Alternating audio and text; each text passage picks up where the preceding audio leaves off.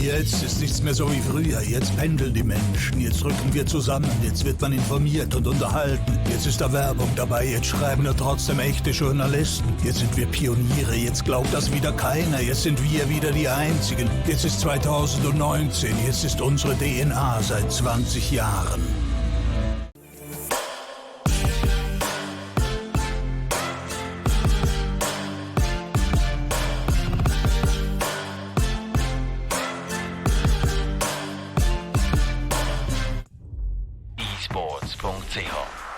Powered by UPC.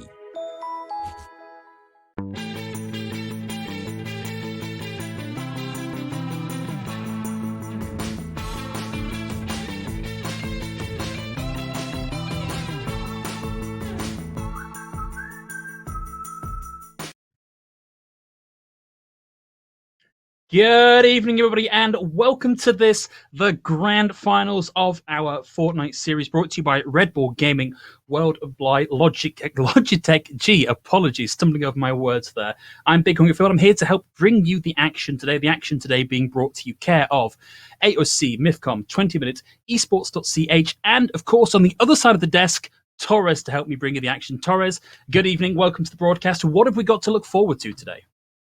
Hello and good evening to all of you. I'm so happy to be here today because I expect a lot of action tonight, Phil. It's the first big tournament of the new season, and yeah, I think we're gonna see a lot of action. We are into trios tonight, so a lot of things going on, and Phil, I'm excited. Yeah, this should be a really big event. Should be lots of action. If you are watching and wondering how to play Fortnite with the advent of the new season, well, don't worry, we've got some incredibly talented players here today to maybe give you a little bit of a once-over and show you how that will work out for everybody today. But yeah, should be a big event. Of course, it's been a long road to get here, Torres. Of course, we've had 4 qualifier rounds so far, and we're finally here at the finals. That's 24 trios via qualification through those opening qualifier rounds. 7 trios invited just through invitational processes. So players out in EU that we've got our eyes on and going, okay, you're a good player, you're a good player, you're a good player, come here and play in the tournament today. And of course, 2 trios that have come in via the Rival Rock series. So nice big spread of talent here, from people working their way up from the grassroots to people already at the upper echelons of the Fortnite world in Europe. So I mean, we can restate this again and again. It's going to be a good evening. It's an absolutely stacked lobby here, Torres. Absolutely. I expect a lot, especially when it comes down to the first rounds. We're going to see a lot of action. We're going to see a lot of Storm Surge. We have so many big names today participating in the Fortnite LogitechG Cup here tonight. And yeah, as you already mentioned, we also have 2 trios participating who qualified through the Rival Rock series. And yeah, we have a lot of talent. We have a lot of good players. We have all the big names here tonight in the final. That's right. And of course, they will be playing for, well, not just glory, not just honor, not just bragging rights, but of course, there is a prize pool up for grabs today as well. So we can have a look now. So in total, there is a grand prize worth 6,000 francs up for grabs. First place is going to walk away with 3,000, 1,500 for second, 900 for third, and 600 for fourth place. And that's where it cuts off. You've got to do fourth or better if you want today to be payday for you in the series. So still a lot to play for here. And all of these guys coming into this, they're going to be nice and hungry for this, because it's not a small prize pool, Torres. It's a huge and big prize pool, especially for the first tournament. And expect a lot here. And top 4 is not going to be easy, especially when you're looking at this lineup and you only have 5 rounds to get your points today. It's going to be very hard to get in the money today.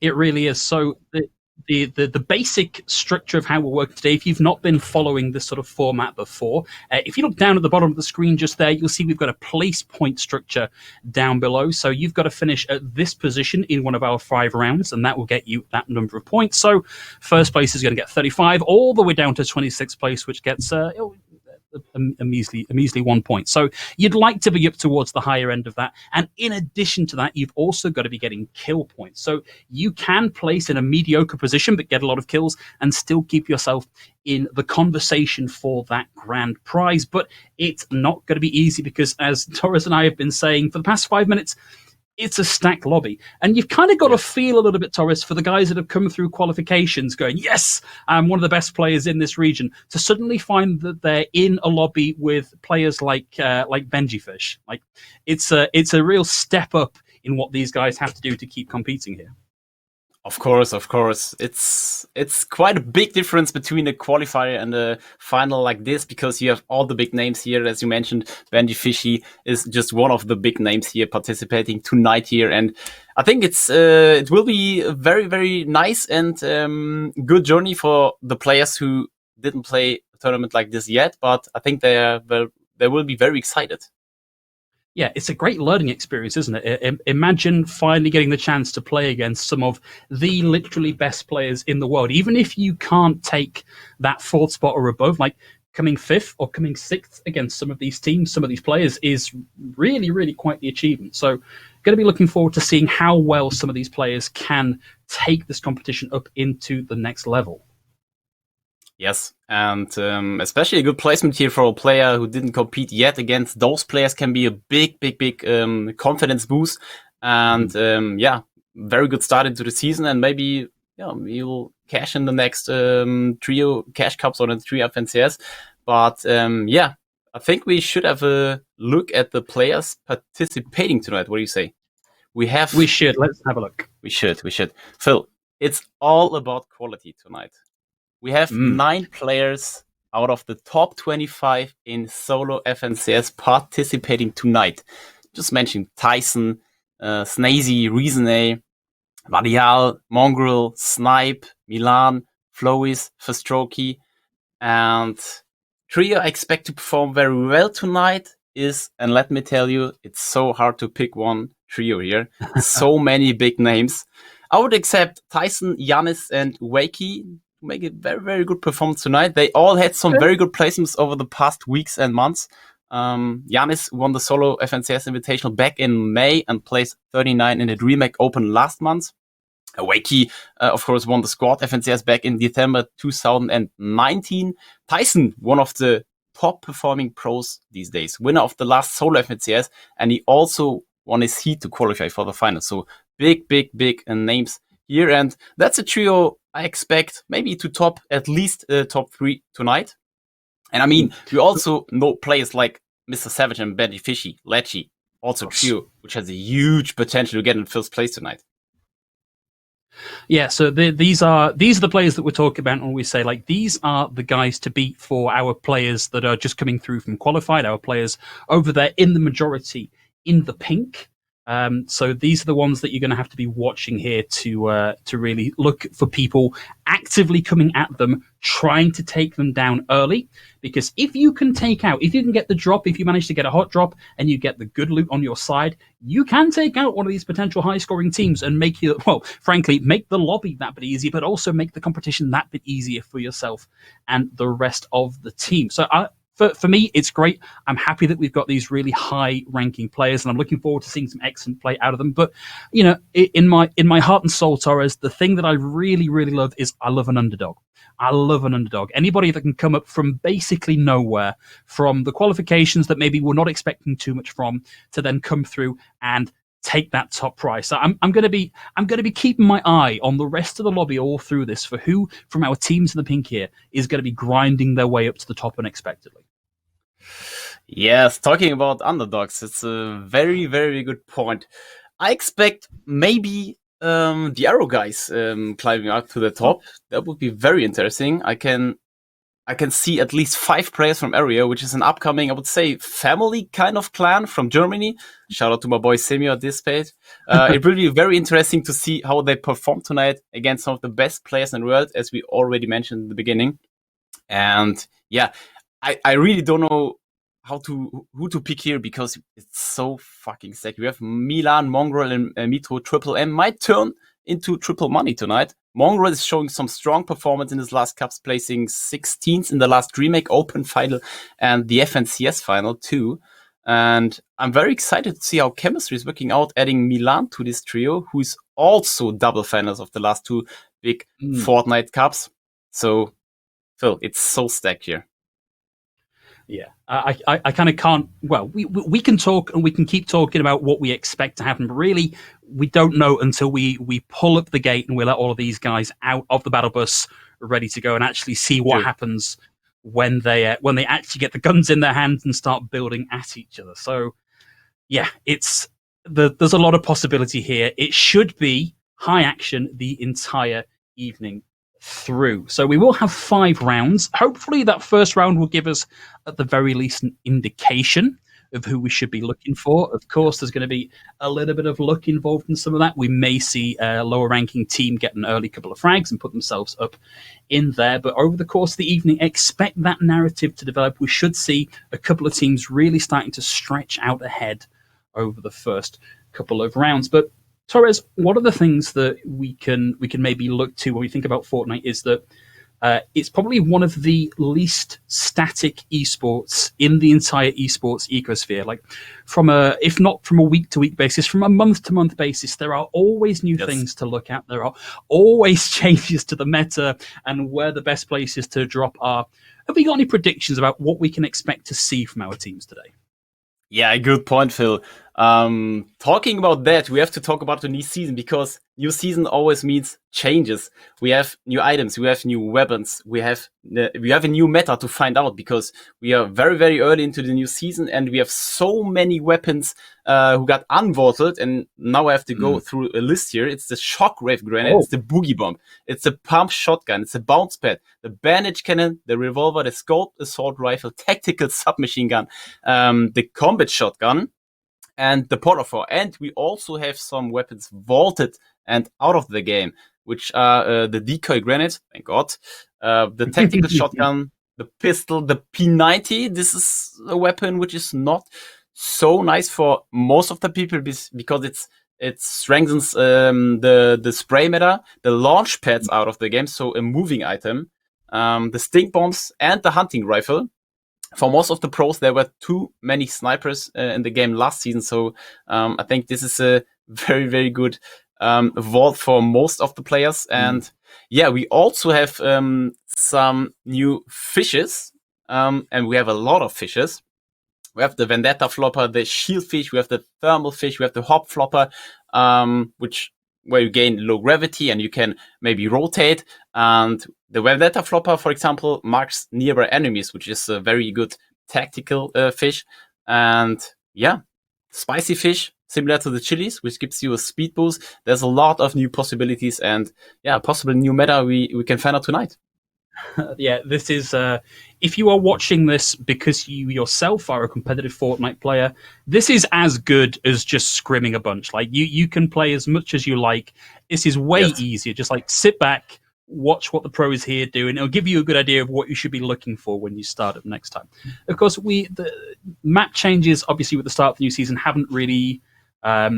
I don't think has changed much in what the most ideal drop locations are going to be. What's your take on where's the hotspot? Where are our players going to be looking to land here? Looking at the first days of the new season, I have to say, if I would pick a hotspot here tonight, I would say definitely Pleasant Park, because a new house is added to this POI. And yeah, speaking about Pleasant Park, we can speak about the mythic weapons, because from my point of perspective, last season mythic weapons were too strong, way too overpowered. Speaking about too overpowered, we have to speak about the Catty grenade launcher, which made Catty corners to the hotspot last season. And I think Pleasant Park is gonna be hard contested. But Okay. I've also seen everything. I've seen Pleasant Park or Catty Corner last season being uncontested because they thought it would be contested. So there's a lot of mind games going on there. Yeah, this could be one of these situations where actually a lot of how this is going to shake out is decided in the battle bus before really anybody leaves, because if everybody drops at Pleasant Park, it could be over much more quickly than we expect. Hopefully we'll get people playing a little bit more conservative. We can drag this game out just a little bit, and we'll see I don't know, a good 15-20 minutes worth of game rather than 2 minute just full on 60-person deathmatch. Hopefully we'll avoid that one today. But of course, a lot of that is going to depend on exactly how the ring falls and exactly how that starts to close in. Still, a lot of RNG involved in where we're going to see these fights develop. And yeah, another situation where we've just got to wait for these guys to get out of the battle bus before we really have a clue as to how this is going to shake out. So, Torres, I mean, I feel like there's oh, go for it. So speaking of about RNG, we have to mention, which is another big, huge change to the new season. And for me, interesting to find out how players will handle it is the spawn rate of the chests, because usually players know their POI, they know where all the chests are, they know the spawn routes. But season has changed, and the spawn rates of the chests, they're not going to be on 100%. I think they are 50-50 or 60 or 70% maximum. And this is what makes it so difficult when it comes to early game. And yeah, I think we can see some of the pros maybe get unlucky and die off spawn to a 50-50% spawn rate of the chest. Yeah, it's a really unfortunate situation. Imagine considering yourself one of the best players in the world, and you land and you go for where you think there's going to be a chest, and suddenly it's nothing, and you've got to run, without gun, without really much time to stop and generate mats, out of cover in the line of fire of somebody else with a gun. It could really flip this entire thing on its head. And this is why we have like a 5-round system, right? It's because you don't want that RNG focused on just a best of one match, because that will not really show you like the consistent performance of a high level player. So yeah, big changes across the board. And like I say, it's one of the reasons why honestly, it can be a little bit tricky to follow Fortnite. Like if you're not on the cutting edge of reading every little piece of analysis on patch notes and how things are, you can very quickly get caught out here. Of course. Practice is something you have to do on a daily basis, especially when it comes down to Fortnite, because it changes so much from a daily basis. And yeah, I think it will be so interesting when it comes down to the new meta, and how to see how the pros are gonna adapt to the new season. And I'm really looking forward for the first round here. And yeah, I'm excited, Phil. I'm excited. Yeah, hopefully we should only be now a couple of minutes out of actually getting you guys into the game, and we'll stop vamping and actually get you into the action. So Torres, we've now been over the RNG and what your predictions are for the meta. I'm kind of wondering, like, if you are one of these teams that is here through invitation, that maybe isn't used to playing together as a team, so maybe coming from different broader teams, how difficult is it to adapt to this trios format, to working with players that you've maybe not spent that much time playing with before? Because that could be one of the other deciding factors here. Yes, this is a very, very good point, because I feel like trios is a good trio is very hard to find, because back in the days we had the squads, and usually we have like 2 players playing together all the time, and to combine 2 duos is easier than a duo with a solo. So I think most of the players are struggling to find a good trio, and but new season, new luck. I think we will see some god trios here tonight competing against each other. Yeah, really forging the fire. I think one of the things for me, like conceptually to think about in the game, is I can understand when you are a solo and you're building, you've got a plan, you know how that works. Yes. In a trio where you are, if you're together, you're strong. If you're far apart, you're going to get just picked apart because it's a 1v3 all the time. Like, coordinating builds and not getting in each other's way is not a thing that you can just like pull out of the box. Like, you've got to work at it. You've got to practice. It's honestly, it's such a difficult skill set. It's a thing that we maybe don't think about that often. Definitely. And most of the trios, they have like a clear structure. You have the IGL, so-called the in-game leader, who's taking part of the rotations, who's maybe tapping in, who's going to use the most mats on the rotation. You have the supporter, who's always looking for the opponents and giving calls. You have the fragger. The fragger is some more of the guy who's just taking care of the kill points. And if you have a good chemistry in the trio, it's gonna be very good for you and bring you a lot of points. Yeah, and it requires 3 very different types of player as well, because firstly, you all need that sense of coordination, but to be the in-game leader, to be the IGL, you've got to have like another level of understanding of not just your rotation, but the other team's rotation, how you're moving relative to somebody else in the lobby. To be the fragger, you've got to be like the top of your mechanical game.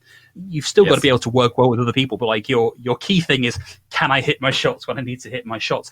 And then for the supporter, you've kind of got to be this balance between the two, and you've got to be constantly checking behind you, checking angles, making sure that you're not being outflanked and out-rotated. And finding one of those players in each of those categories is incredibly tricky. So, we're really just throwing our players in at the deep end in some instances here today. Some of the guys that maybe haven't had a chance to play quite so well in this trio format, and just adds to that overall RNG of what we're expecting here today. Yes, definitely. You have to eliminate the most of the RNG you can, and I think a good chemistry can be good for that. And it's so important that the IGL takes care of a good rotation. But you can't always ensure that you have your zone. Yeah, if you have zone, it's easy. But if you have no zone, you have to do the mid game rotation. You have to take care of a good position going into late game. And I think especially the position of the IGL is very, very important. I mean, everybody here in the lobby can frag. You have some who are god fraggers, but I think the IGL is a very, very important position in trios. Yeah, I think there are some esports where being mechanically, good, at a level where you can compete, but having that additional understanding is enough to get you by, and vice versa. Just being the incredibly good fragger, but maybe not having the game sense. For this to work out here, you do have to have a good balance of all 3. And so, for me to say, your fragger, your number 2 position has to be the mechanical god. Like, everybody in here has proven they are mechanically fit to be here. No one is being carried at this point. So, regardless of whether you're the fragger, the IGL, or the support, we are expecting you to contribute to that kill cam. True, and a good example is Camo. He's also participating today. He's one of the biggest content creators in Germany and a very, very good controller player. And he has the smart plays. He's the brain of the trio. He's playing with Pepper and Fledermaus, both members of the M10 organization. And this is some kind of a player I meant when it comes down to to Brain, because he's solving so many issues just because he thinks what he's doing and he knows what he's doing. And yeah, it's very interesting to see how they will play tonight. One of the difficult things for us as casters, again, is if you haven't been exposed directly to each one of these teams and each one of these players, it's very difficult to know who the IGL is, who the fragger is, who the support is. And so we're going to be looking for that to develop over the course of the game, because Torres, as you mentioned, it's not quite so simple as, everybody is doing their own thing and just talking together in the middle. Like, you'll be able to spot via positioning who is the IGL, who is the fragger, who is the support.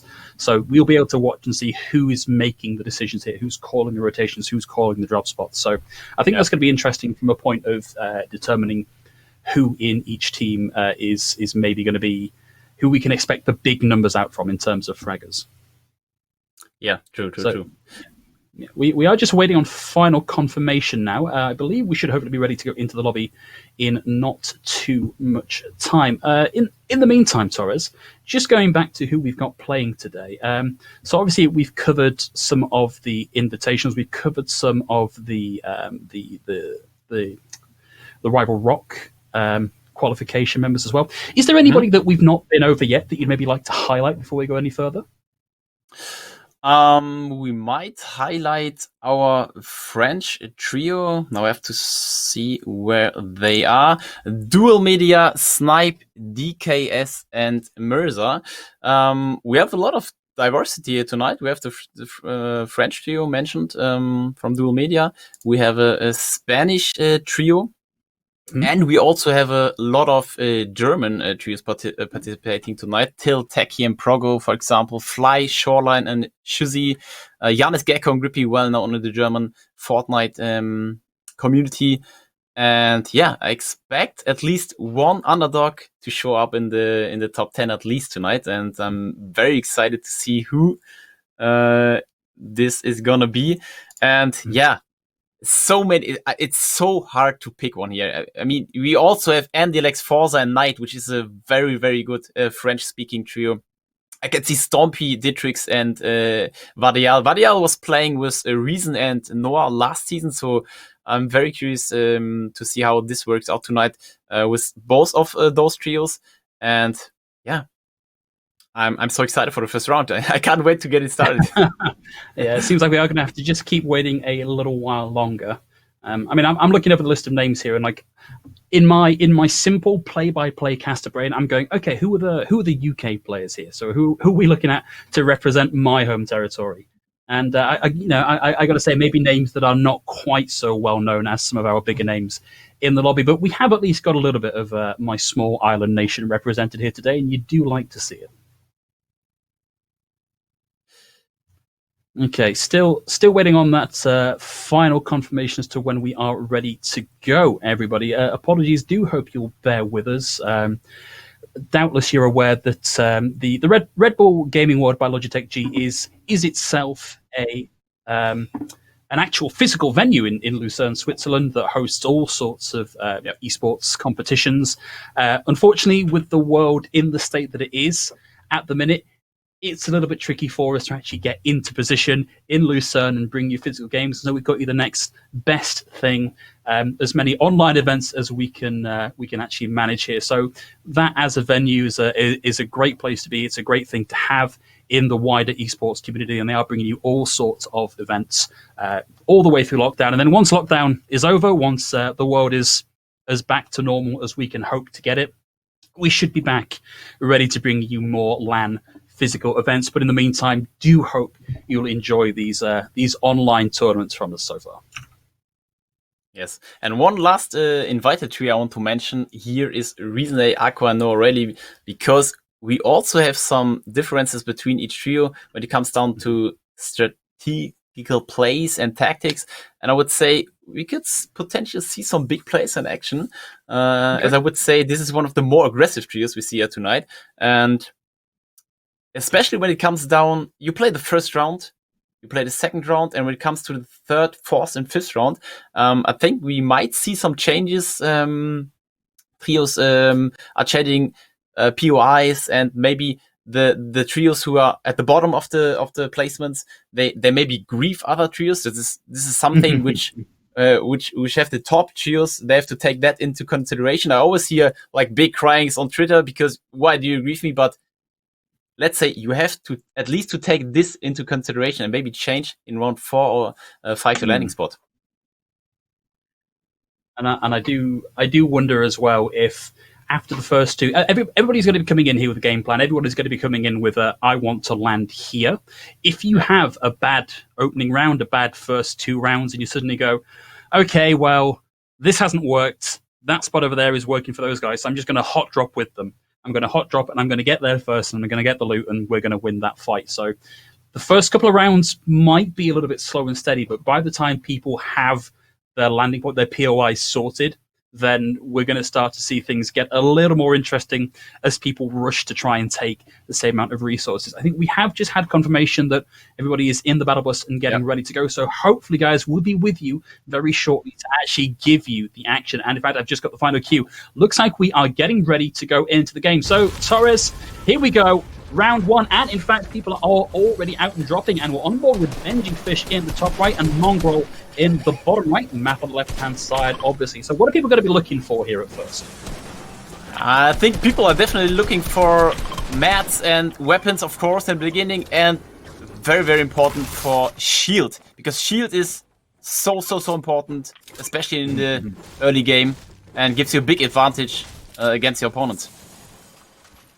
Nice little drop down there from Benji Fishy. Already picked up a legendary here, so already quite a good drop over down in Lazy Lake. There are 2 teams currently here in Lazy Lake, so he needs to play a little bit carefully so as not to get involved in that fight too soon.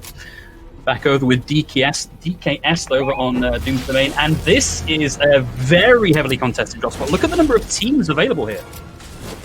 Yes, this is exactly what we were talking about before the round started. This is Doom's Domain, or the old Pleasant Park. I think there are quite some NPCs on the map too, but I think we are like double or triple contested here. Yeah, this is already into the build phase. DKS has a line through onto enemy there. Looking for the edit, can't quite find it. Instead, going to back out and make a different rotation now. This is a very early fight to be taking. We're already down to 88 players in the lobby, down from 93. Yes, and the rest have a line through. Can't quite line up the shot, though. Got to make a different rotation here instead, looking to go around the left-hand side. Still looking for an angle in on this fight and can't quite find it. Get the edit. Now breaking through the stairs. Needs to get through a little bit more, and the chase is on.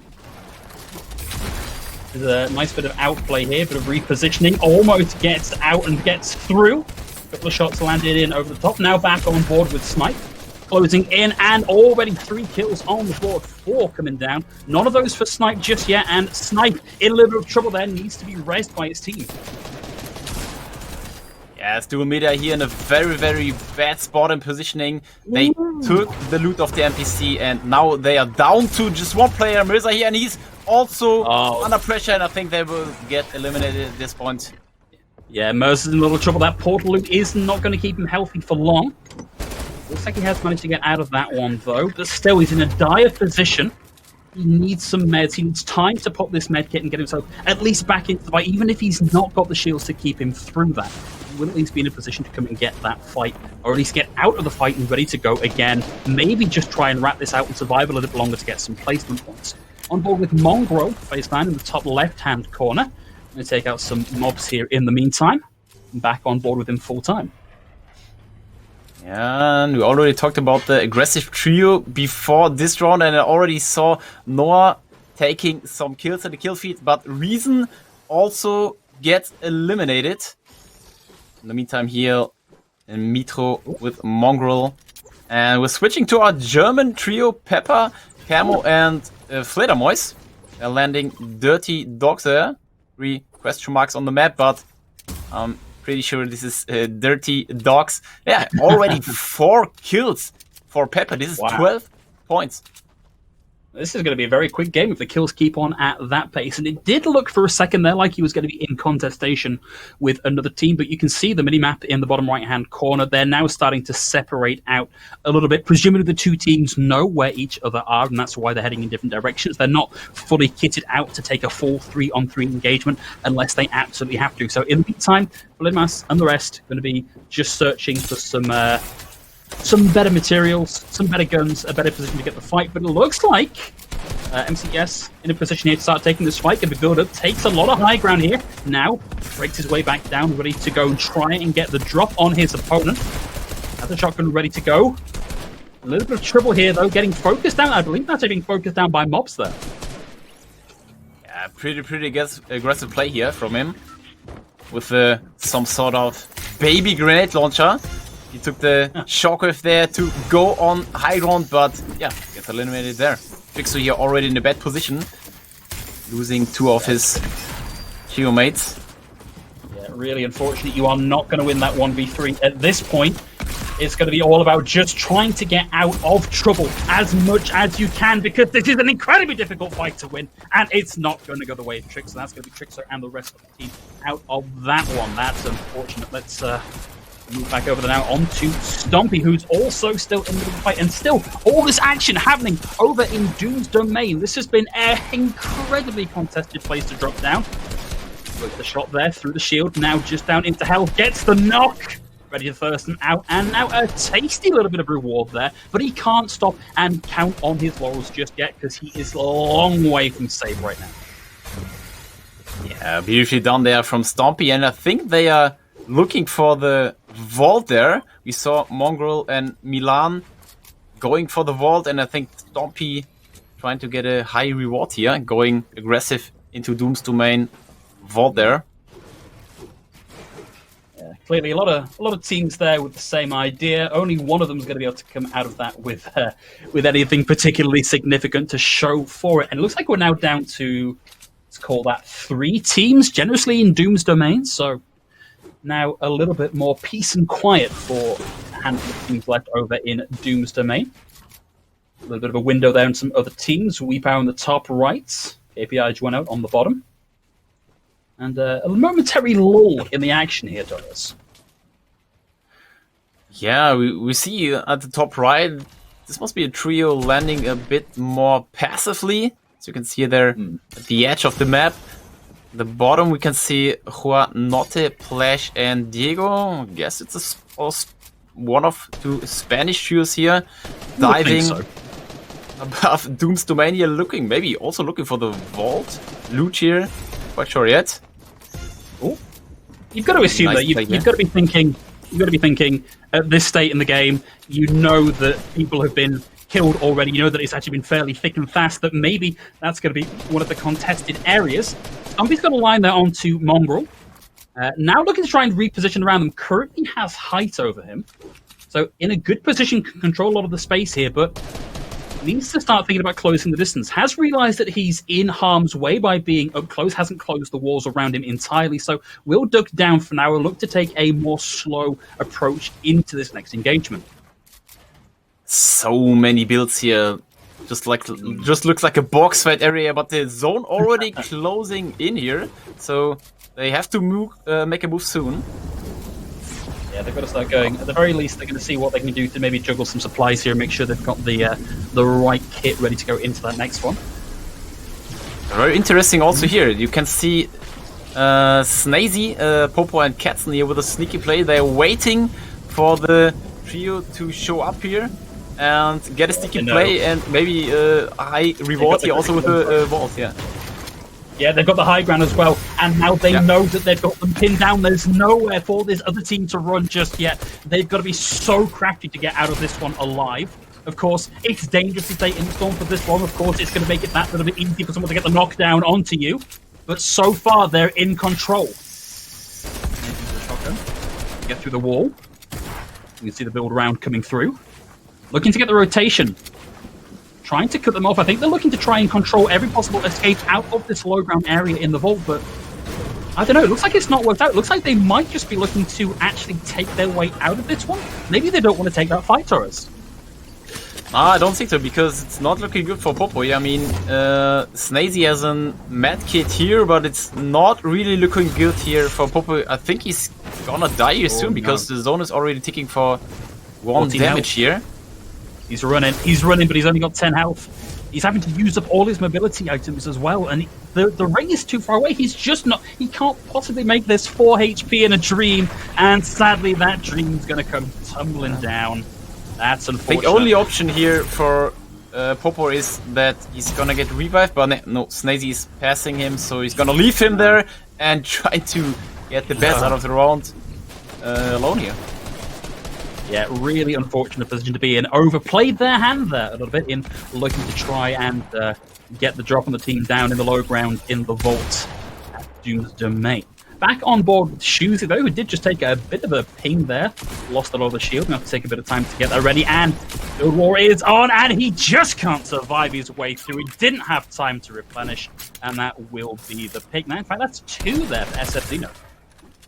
Yeah, very nice executed there, and you hear the sounds of the Sparks back into the game. A very, very nice weapon. All the pros want to use it, and it's so strong because you can one-pump your enemy easily. Yeah, incredibly good position to be in to have that. You know, you do this sort of analysis of, you know, even if you're not experienced enough to pick out the actual guns in the bar, like you blur your eyes and you go, okay, I've got a blue, I've got a green, I've got an orange, whatever. That sort of confidence that you know that you've got a weapon advantage because you picked up a legendary, you picked up a mythic, can be a lot in deciding how these engagements work. We'll see. Jan is now playing at the edge of the storm. And I think at least fairly close here. You can see Ghosty just off on the right-hand side. They maybe don't know that he's there just yet, but do have a pretty good idea that Pink is there ahead of them. And he's just looking for an angle in, gets a couple of shots. That's a 227 hits on that one, but not closing the distance just yet. Fairly confident that there will be meds and shields in place to deal with whatever chip damage they have at that range. Yeah, I think they are not willing to fight here. They're trying to find a good route into the zone. Spending not too much of heart. Speaking about, they're trying to get into zone. They are fighting here the other trio. See how it works out. It looks like it might be a 3v1 there, actually. Can't quite see the tags there for the rest of the team. Okay. No, the rest of the team may be falling a little bit behind, but both teams now just playing behind a moving wall. They don't want to take any damage as they look to rotate into the next ring. And nice consistency there. Good teamwork. They've managed to get out of that without taking too much damage. Ghosty had a bit of an angle there, but couldn't take it. We'll throw in the splash. And let me close the distance now here as well. Has a good idea, I think, where the rest of the team has rotated. And in a position now to maybe get a bit of a drop on them by taking a slightly wider rotation and taking some high ground. Yeah, I think they were just looking for some tags here, because Storm Surge can take place here in this lobby. Oh, knock from Strokey here. Also good player from Ovation. Yeah. That was almost cruel there. I thought for a second they were just going to leave him out to dry and just try and bake somebody else in to maybe come and get the res, but no, he's going to get knocked down, and that secures them a player advantage in this next fight. They know that they're not going to be too far away from those next kill points. Oh, beautiful build, interrupts the shot, and now it's on to Pathroki to try and get this reposition up onto the high ground. Looks to get the burst through. Won't find it just yet, and looks to take a different rotation. And this is all just damage onto walls so far. They're very close to each other. This is going to be a series of box fight after box fight after box fight. Will get through and land a couple of shots in there, but still can't do enough to secure the kill, Torres. Yeah, beautiful comeback there from Grippy. I mean, is he 1 against 3? It looks like it, and this is a heck of a runaround. Like, if you are this person at a massive disadvantage, sure, you're unlikely to win out overall, but if you can just burn out some materials, if you can use up some resources, that's some kind of a victory at the very least. Yes, of course. You don't want to give up there. At least burn some materials from your opponents, and maybe you get 1 knock, or maybe 2 knocks or 2 kills. That'd be huge. Yeah, that'd be a great start here. Now down to 64 players left in the lobby, so still quite a lot to play with here. Not entirely sure who we've got that's left with a 1 or a 2. And this is so unfortunate for Grippy. You just cannot get a moment's peace. There's nowhere to run. There's nowhere to hide. The shield is gone. The health is falling down. And that's got to be it, surely, for Grippy. This is a valiant fight. Actually, with Giannis in there as well. I think able to find another one. So maybe it wasn't just Grippy there. I thought Giannis was knocked, but yeah, I'm not quite sure if he get the res on Giannis there. No, I didn't see it. Giannis was knocked at the end there, yeah. But it looks like that was a 2v3, maybe not a 1v3. Yeah. Still, great performance. Going to move over and pick up Milan here, playing with Mongrel and Dynamite. We did see Mongrel a little bit earlier on, dodging some incoming fire. And I think Milan thinks he's got an angle onto somebody. Suspects there's somebody down on the low ground. But this is maybe not the greatest position if you're this team, because in order to get yourself more better into the fight, you've got to rotate from the low ground to the high ground. And you are such an obvious target when you're doing that. True, at least here some buildings covering the trio here. That's nice. They didn't complete that build, and that's allowed Mongrel and the rest of the team to sneak a little bit closer. The issue here is they are, I think they are low on shields here, because Milan 125 HP here, no spare shield in his inventory. It's not looking so good, as you can see here. Mongrel's inventory too. Yeah, also and building. You see their playstyle right now so passively. They have to get a refresh somehow. Otherwise, it's getting very, very difficult. I mean, in this situation, do you try and take the third party? Do you risk that, or do you just wait for space to disengage, and then maybe try and find some shield from more supplies and get the refresh elsewhere? They are now going to be on the edge of the ring, and you can see down on the bottom right-hand side of the Mongrel perspective, there is somebody down on the low ground. So it might not be the biggest crush in the world, but if they can rotate and take that, then they're in a position to at least get a little bit more. But now they're in an exposed position, and it is in fact a full trio coming up the hill towards them. Yeah, Meteor is already looking down here, but I think they're gonna play it passively until they find a very good spot here to get an easy refresh. Oh, this is kind of an easy refresh here. Maybe? Yeah, it might well be. A little bit of damage in over the top. The build is on now, but that's going to be the damage coming in. Mongrel going to get a knock there, but can't quite find it. Building his way out of the damage, but that is it. We're going to see Mongrel knocked down, and it is Pepper, Camo, and Vladimos getting the pick there. And that's going to be their refresh, but maybe not the biggest refresh in the world when you consider how poorly stocked that other team were. Pepper sitting on 7 kills here, and we are speaking about most of the pro lobby. 7 kills already is so huge. It's 21 placement points. Yeah, that's a really, really great position. And we are now back on board with one of our invite teams, Mr. Savage, Benji Fishy, and Latchy here ready to go. One of the teams that we are expecting big things out of. So they're in the top 20 now, but so far only 3 kills between them. Maybe to be expected at this point in the game. You really want those kill counts to crank it up towards the back end of this round. Yes, very, very good position, yes. Yeah, for those of you unfamiliar with the Storm Surge, and honestly, really, you should be familiar with the Storm Surge by this point, it's to discourage camping. It really means that you've got to get in there, you've got to start getting tagged, you've got to start doing numbers. Otherwise, the Storm is coming for you, and it makes it that bit easier for your opponents to get in on top of you and get those finishes. Yeah, if Storm Surge will be activated and you are under Storm Surge, it's so much pressure, so you at best find your tags early game or mid game rotating into end zone, but yeah, 20 seconds until this zone is closed. Most of the trios here at the edge of the storm. Yeah, and that's kind of where you want to be playing, isn't it? You want to make sure that you have control.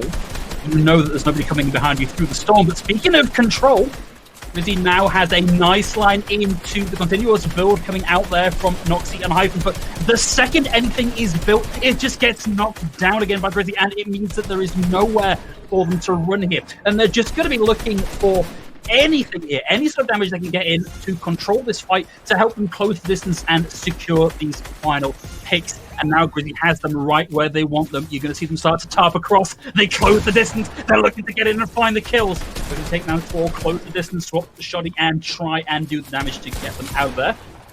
We'll see the rest of the team to rotate out of the way. Gets a shot in. I don't think that landed. And now Andalex is on the hunt. Going to drop down here instead. We think is maybe the better part of Valor here is discretion to get out of the way and maybe secure yourself a better loadout to take that fight the next time through. Yeah, they had to go in there. They knocked one of the players. The other 2 tried to save him, but they were so far away from next zone. And good move from the Tiro going in there, saving some good loot. And I thought already, yeah, nice move there from Nyrox. Yeah, that was a heck of a reposition. We are now in the half round. And 5, so not a lot of space and a lot of players still yet to go. It was a nice position from Nyrox. But now he's got to get out and find a slightly more defensive position because looks like he might have been slightly separated from the rest of his team there. Yeah, I think he got shockwaved out there.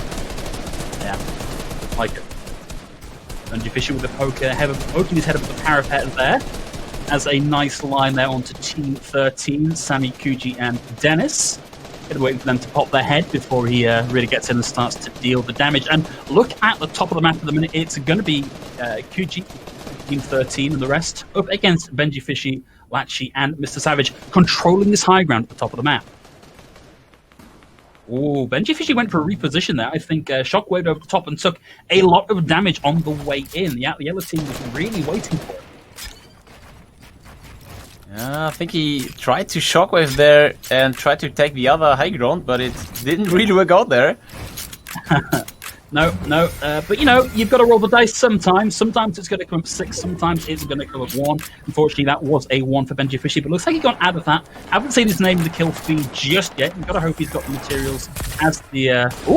that's a nice shot in there from Dennis. A quick 72 in over top. And now maintaining position on the high ground. Tarps his way out. Has an idea where people are looking to close the distance and maintain this high ground control over them. Keeps him defensible, keeps him moving, keeps him at the angle here. Yeah, smart play there, reconnecting with the other high ground and trying to destroy the other side of the map. Very good, well done there from our Spanish trio. And, you know, I'm looking at the size of the ring here, and I'm looking at the number of the players left in the game, and I'm thinking this is about to get incredibly chaotic, incredibly quickly. We're already seeing Latcher taken down here, and Benji Fishy under pressure. Shield gone, down to less than 30 HP here. Does he have the time to actually get some of this off? We'll get the small shield. Zone already pressuring here. Yeah, this is incredibly rough. At this point, I think you're probably just trying to secure as high a position as you can, because if you're Benji, you're not really in a great position here to take an extended fight. Nah, not at all. I mean, he's also running out of mats here, and the zone is pulling up on the hill here, so it's gonna be so difficult for him. I mean, look, this is great. Look, looking at our yellow team, Team 13, Sammy up on the high ground. If they've got the mats to keep that going and just keep tarping out and following that storm as it comes through, they're in a great position to take that first or second spot when it gets down to just them and one other team. Just got to hope they can keep that build race going for now. But we're on board with Destro, who has taken a bit of a knock onto the shield, has a line through, won't find the connect, almost gets all of that damage through, sees a weakened target, and now takes that high ground rotation. Oh, actually back on board with Dennis, sorry, still up on the high ground here. And look at the control this gives them over the map. Look at where they can rein in the damage. Look at what they can do just to reposition very quickly and take the angle. But Dennis to take a bit of damage there. He's given over some of that high ground control. And get back up into it. And we're going to see a fight in the air here. None of those shots from Dennis connect, but look at the kill feed. That's just kill after kill. We're now down into only 13 players. 8 teams left in the lobby for us. Very interesting to see if they can stay on high ground there, or Spanish trio, but they make it very good. Just the crash pads can stop them there. Nyrox on the low ground, maybe he is solo right now. Getting a kill there. Grizzy already sitting on 4 eliminations here. Yeah, that's really good. When you look at what the rest of the team have got as well, this puts them in a very good position to take an early lead here. That's what, for 9 kills already. Nyrox will get the knock, and that's 5 on board for Nyrox. Wouldn't surprise me. And he's playing solo. Yeah, wow, I clocked that as well. Yeah, he's on his own here, but this is where it starts to, it's not an advantage, but it's not the big disadvantage it is in the mid-game and off form, because everybody is fighting everybody. It may look like a bunch of 3v3s, but you can make a difference here as a one, particularly if you can get in round behind them and throw that damage in, but now it's down to 8 health for Nyrox, and he's going to go down, but man, what a performance. Nyrox really made the best out of it there. I think he bullied all the rogue round there. Pretty impressive. Now down into the final, and that is it. Victory Royale. And that high ground control served them so well for so long, Torres. That was really quite the performance. Look at the kills on that as well. 10 kills overall. Nothing for Dennis, but for the rest of the team, a 6 and a 4K kill count in a race like this is really something to write home about. This is a 65 points round for the Spanish tier, and we have one player coming from Betis Sevilla. All the viewers who are familiar with football, they know this club. This is one of the players from the Betis Sevilla esports club, and they played it so good. They held the high ground and they executed it very well and saving the victory royale, and 65 points in total. Very, very good. Yeah, it's. I'd hesitate to call it an insurmountable lead because, of course, this is game 1 of game 5. If they find themselves taken out early on next time through, then it will be a little bit harder to maintain that momentum. But you've got to be feeling pretty good about that finish here, haven't you? Like, 65 is... it's not just a number 1 finish. It's a number 1 finish with a convincing number of kills. Yeah. I'm looking forward to seeing how the rest of the lobby shakes out and how close that really is. Because, you know, the second place team, if they've got a similar number of kills, then really, you know, there's only going to be potentially a handful of points between them. And I guess we're just going to have to wait for the leaderboard to update before we really know how that's going to be. But was that first round everything you were expecting, Torres? Very interesting to see, especially at the beginning and the hot drop there in Pleasant Park. We saw some action there down at the vault. I think we saw like 3 or 4 trios rotating in there. And I think that's the spot we should observe also beginning of the next round. I think it's fair play to you for predicting that is where we were going to see be one of the hotly contested POIs for this one, because I think at the start it was 5 or 6 teams dropped there to start out. So that's where a lot of the action started out, and I feel like we maybe saw something of an overcommitment by some teams. We did see one of our players dropped fairly early on because the team had opted to try and trap a team on the lower ground. So we maybe see a slightly quicker disengage next time, because if you're going to be dropping somewhere that contested, you're going to be struggling for everything, basically, because all of that, all of those materials, all of those weapons are only going to go so far. Yeah. And speaking about overcommitment, I think for some of the trios, the kill points are very tempting. But if you see the placement points, you see that a victory royale is worth like 11 and 12 kills. So you can't overcommit too much because we have so many good players here. And if you make one mistake, it potentially can bring you in a very, very bad position, especially in early game. And I think some of the trios, they overcommitted, but maybe they will do better in next round. But as you said earlier on, we are at the start of a new season. Things are different. The guns in and out of the vault have changed. The RNG of whether you're even going to find what you would like at the location that you're dropping out, people are still figuring that out. It's not solved yet. Like people have not solved this map, have not solved this meta. So a good run in the first map is not an indicator of future success at all. Obviously, we are going to be keeping an eye on these guys going forwards. I think we'd like to see them spectated a little bit more in the next round, see if they can duplicate that success. But still, everything to play for our teams with 4 rounds to go. So I do believe we are getting lined up well. So just to update you on proceedings, everybody, we are going to be looking to get an interviewee in to talk about that previous round. And once we've got them in position ready to go, we'll bring them in and get their thoughts on the match, the map, the meta, and everything else Fortnite related.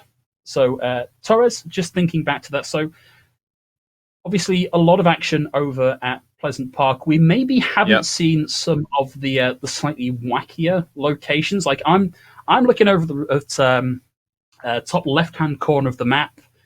We've not really seen as much water as we've had previously in Fortnite maps because obviously the water level has dropped now. Still some potential for that kind of play in the event that the circle, the storm starts to close in that top left position.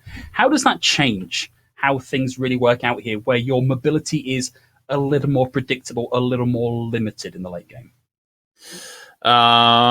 Pretty difficult for the teams who have not a zone, especially with water and very difficult rotation from hills at Coral Castle, for example.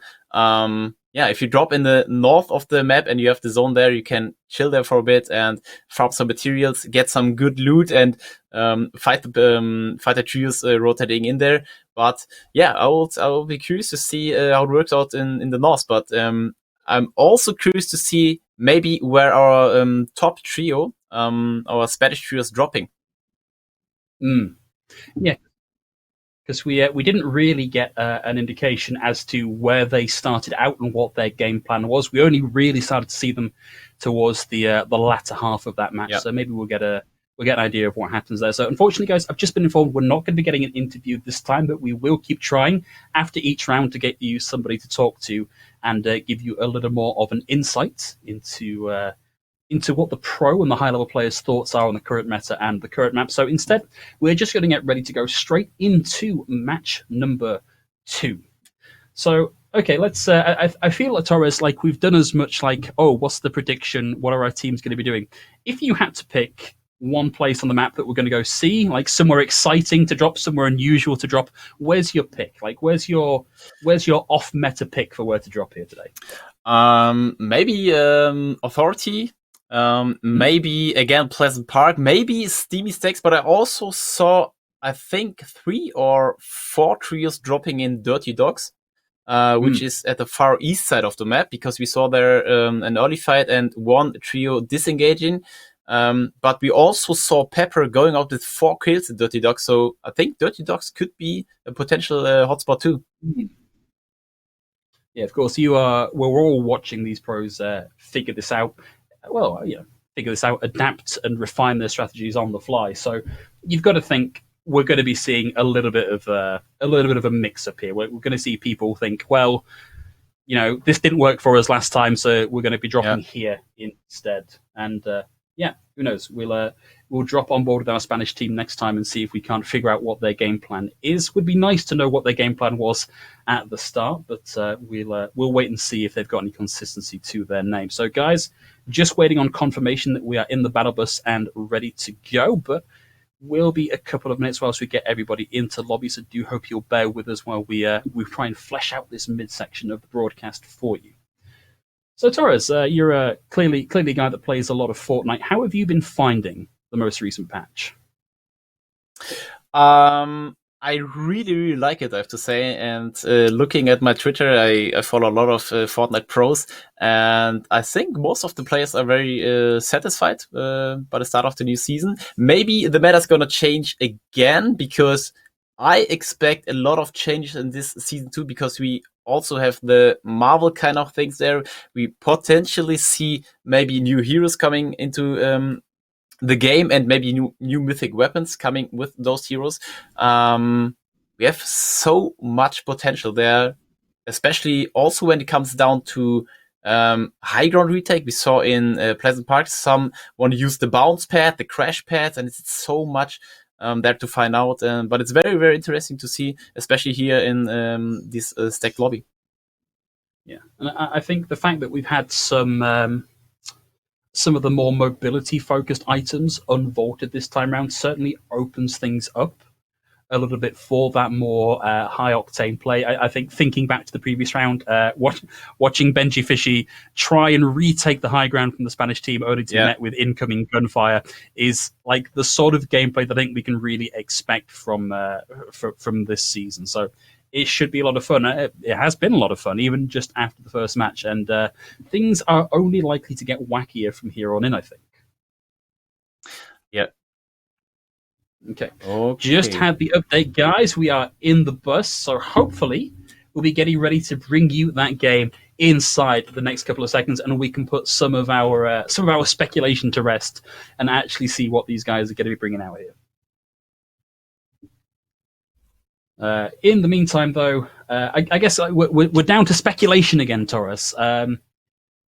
So I'm trying to think of teams that we saw a lot of, particularly, and obviously the Spanish team, one that stands out. We did see them take that number 1 place. Didn't quite catch what place Mr. Savage, Benji Fishy, and Lecce finished here. But your prediction at the start for like the team to watch, I believe, was Rezon, Aqua, and Noah. Did we catch sight of any of them? Have we actually seen whether they managed to put up any in the lobby? I can't remember seeing them on broadcast. No, I can't remember too, but I can remember we saw them in the kill feed. They, I think, put down some 3 or 4 kills, but they also get eliminated. That's what I expected. Sure. They are very, very aggressive. Potential high earnings in kill points, but potentially you can get eliminated early there. Yeah, potentially. Okay, guys, looks like we are now out of the battle bus and just about ready to bring you game number 2 in the grand final. So here we go. On board, Aqua in the top right, and back on board with Dennis in the bottom right, previously from our winning team. And you'd guess maybe not the fragger here, Dennis, considering that it was 4 and 6 for his teammates and 0 for him in the kill feed last time. Interesting landing spot here. I can't quite see the map at the bottom right, but I think they're gonna land there pretty passively in the north of Misty Meadows, saving those little shacks and places which are not high contested. Yeah, it's a very uncontested dropping. In fact, I think they've, just looking at the arrows, no, okay, there is at least one other team, and in fact there's a purple arrow over the top of the minimap there as well, so maybe as many as 3 teams here ready to duke it out early on in the game. In fact, yeah, we can see Grizzy off in the distance there. It's Team 20 currently for Aqua Team 11. Oh, nice angle through, won't find the shot, but a lot of high ground control here for Cool Aqua. It was a close one, and speaking about this aggressive trio, we might see some early action here going down in Sweaty Sands, and one player in the north there already finding his way out. I think he just saved the loot from the pier there for his team and going back to the island there. Let's dive on Tees, okay? Dive on Tees, yeah, off in the distance there. And which is a role that we've maybe not spoken about here, that it is possible if you find early mobility items to be kind of the scavenger for your team, to like go into a dangerous situation, grab something of value and get back out again. But they've not gotten out completely unseen. I think Reson's got a pretty good idea that there's somebody over there. Maybe not going to camp that one just yet. But instead, we're going to move back over onto Mongrel, who just having a bit of a fun time there, taking a building and getting as many mats as he can ready for the mid game. And back over on Doom's Domain, we saw this be heavily contested in the previous round, and it looks like there are, I'm going to call that 3 teams already in Doom's Domain, so not as heavily contested as last time. No, not yet. Potentially we will have some trios having the rotation finding their late or mid-game. There we go. Yeah, that was just one of the mobs taken out there, but nice little bit of loot reward. Back over with Nate here, and we've still got this this sort of 3-way standoff over on this dockyard area, and that's unfortunate.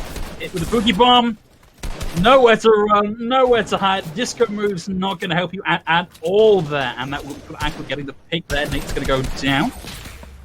Ooh. And Grizzy taken out there. A lot of damage in a very short space of time. Rezon with a great amount of focus fire there. Yeah, that's right. Pop the dance, show him who's boss. And this is what I was talking about. This trio is so dangerous to play against. So many damage in about, I don't know, 1, 2, or 3 seconds there. Very, very nicely executed. Okay, so on board with Glorious One, and you did just see, I believe, Mr. Savage there, away to the north map. So I'm assuming that's Benji Fishy, Mr. Savage, and the rest, but they are a little bit spread out now. The question is, has Glorious One Last got what they need to maybe get an early kill here? Certainly has the high ground control. Yeah, they definitely have the control here. Instead, we're going to go back over with Gonzo. I don't believe we've seen so far today. Nothing on the board yet for his team. But still very early on in the game. Have had a couple of teams go down. We're now down to 86 out of 93 players in total, down to 29 teams. We are going to see the storm start to close in now. Some mongrel with a kill there in the kill field. You might have some action at Pleasant Park. But all in all, you have to say this lobby looks like it's more of a slow play here. 29 trios out of 32 still alive. Yeah, I think that's in large part because we saw Pleasant Park so uncontested relative to last time. But that's a little more action here. Benji Fishy has a line through, and that's Glorious One Last that we saw on the high ground. Now, he's got to be careful because if you look at where Benji Fishy and the rest of the team are positioned, they're in a position to take multiple angles here and find ways to cut off rotations to deal with them. But for a minute, though, not really in a position to close the distance just yet. But now that they've given that time, we see the high ground control being given over to their opponent. And this is looking dicey for Benji Fishy. Gets a shot in as we see the opponent drop down, but now has to try and cover the distance because having low ground over high ground control is very, very inefficient for you to fight at. Get a couple shots in. Still can't quite find the knock that they want. The second they get that knockdown and secure the 2v3, things are going to ramp up for Benji Fishy. And the rest, a lot of damage in one shot. 1 of 4, 80. But he's overstayed his welcome, gets knocked down. This is not a great position for one of our high-tier teams here. Benji Fishy's down. He's not out just yet, but it's going to rely on the rest of his team to get in and find some space to bring him back into the fight. Actually here, in a position here to potentially find a knock. We'll get the elimination there. Did find MTS Poda. I believe that's the 2v6. 2v2 on that one with Benji Fishy down. Haven't seen him res just yet. It's very hard to remember numbers at this rate of action, Taurus.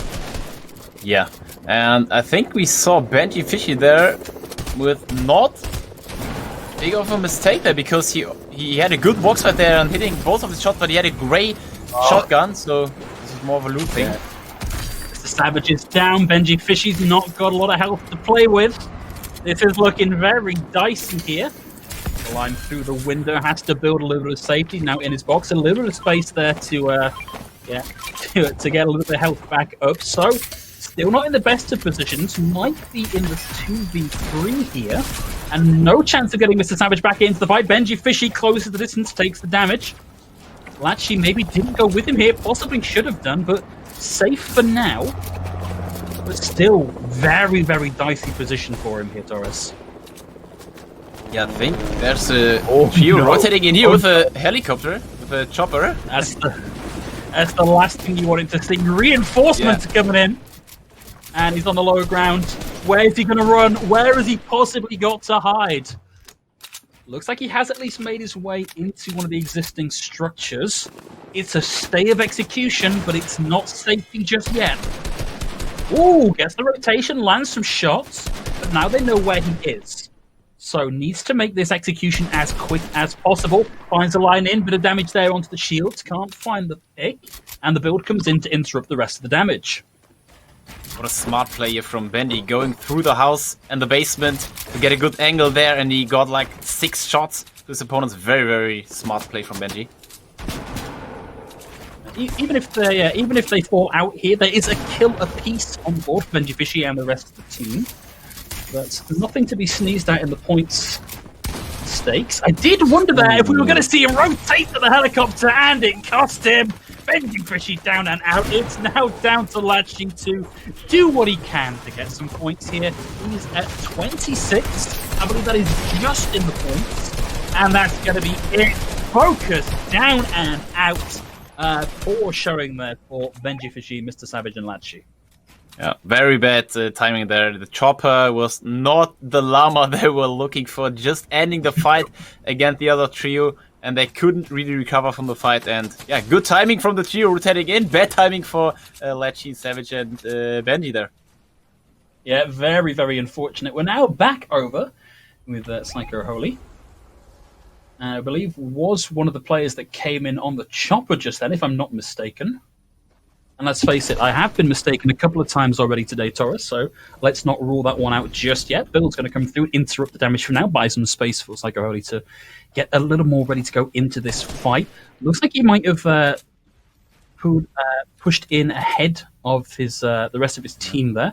Do you believe we've got the leaderboard for the top 5 after round 1 coming up shortly? So there we go. This is all tied up at the top, 65 apiece, and a 7-point gap between second and third. So, guys, you've really got to be watching out here for Nyrox, Zioatskin, and Flowis in number 1, and Hugie, Dennis, and Sammy, our Spanish team, in first and second to really differentiate themselves here. Haven't seen them so far in this round doing particularly much, but it's early days, still 25 teams left in the lobby, and a lot to play for.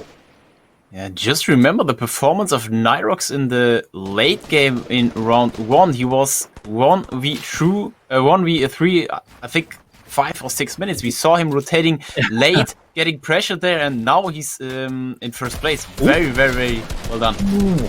That was a heck of a shot there from Endretta. Zeno in a lot of trouble there. In fact, I think he may even have gotten knocked down. The build's going to come through. And Endretta, Virox, and Louis, they want to close the distance here. They want to get in over the top and stop that Reds coming through. Build after build coming through. Interrupt damage. Zeno still in a little bit of trouble.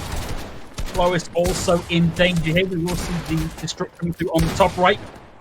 And the high ground rotation now by Endretta. Needs to be careful because people are starting to close in. This is the potential for a third or even fourth party on this team. And they've lost Verox now as well. It's a 2 versus the world now for Endretta and Louis. Good part about it is he has enough mats here to build a little box hut area to get the best chances to close it out here 2v3. But you also see in the minimap a trio always looking for that chance maybe to get a third party here.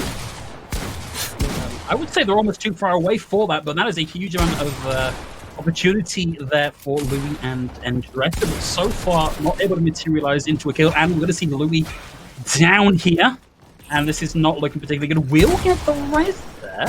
Or was that interrupted? No, that was interrupted. Louis not going to be back in the fight just yet. Endretta's going to go down. Did get 3 kills there, so not terrible in terms of points. Will get some points for finishing above 26th position, but not the positioning they were looking for here. Yeah, and that's no rest animation. This is like to get information, like a little shakedown. You can shake down your opponent to see where the other opponents are. Okay, well, back into the 3-player perspective here. Diego GB top left, Ghosty 4K on the right, and Mongrel down at the bottom. And I'm looking at the points here. Mongrel, Dynamito, and Milan currently sitting at 5 kills across the team. And obviously now into the placement points for them. So this could be a good round if they can keep this going, but they are now out in the open. They've got to be careful. They've got to be constantly checking these angles. Now into a little bit of a build war here. We'll see. I think, is that our Spanish team from earlier? Is that Team 20? Hard to tell from this angle, but they look they are. They've got high ground control. It's Noah, Lecce, and Reason, I guess. Okay. But I also saw Lecce knocked or taken out there. See, ooh, nice from Noah there. We'll go through the shield, yeah, almost all the way through the shield there, in fact. Oh, yeah, there we go. Bounce up onto the high ground, ready to try and wrap around and take this high ground control over, get through the wall and start to deal the damage. Sees them through there, but has to be careful. Being attacked at a couple of different angles here. And this has been the Duke of a lifetime. Resin just able to get out of that one, but himself at very low health here. This has been a costly fight for everybody in this engagement so far. Who is going to be coming out on top here? Momentarily low in the action. Over. Still coming through here. No real damage coming through onto anybody just yet. We'll see Fast Strokey try and make the rotation, but gets caught out. Raisin's going to get a couple of picks there. And this, of course, was your pick for the team to be watching. Yes. Raisin, Norelli, so not doing too badly here. In fact, that's 6 kills on the board and almost into the top 20 teams in the lobby.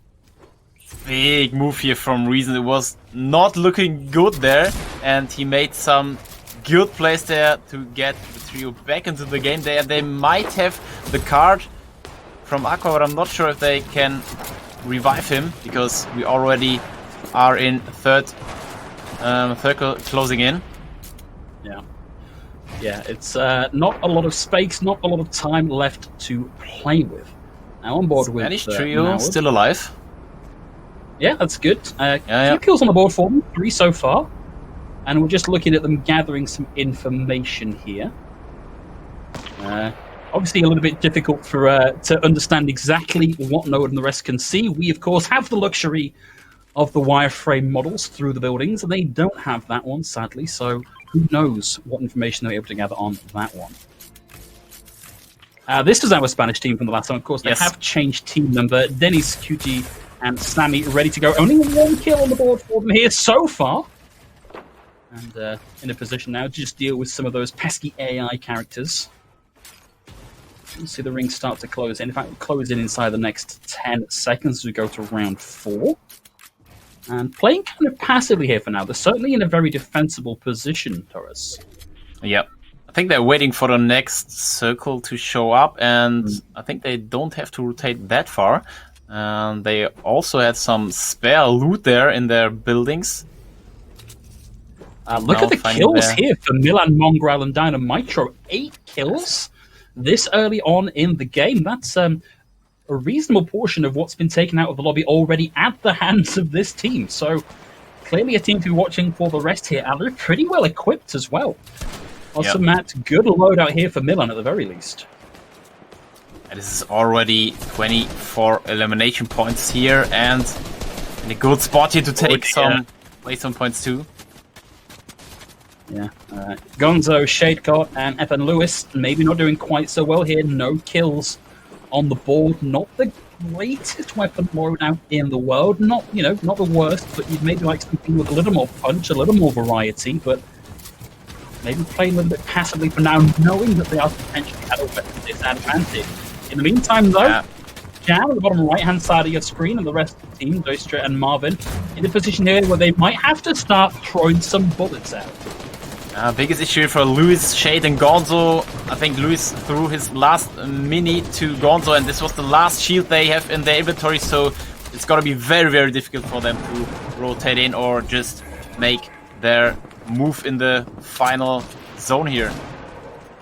Yeah, I mean, your options at that point are you rent it out, you hide, and you try and get as many placement points as you can, or you go flat out and see what kills you can get before you're out of shields. Of course, if the other team is at full capacity, going to be a little bit difficult to find those shields. And it's going to come through a little bit of a peek there from Sepek, but can't find the line they maybe wanted. Instead, we're going to see them try and take a high ground approach here. They clearly know that there's a lot of kill points in the offing here if they can make that work.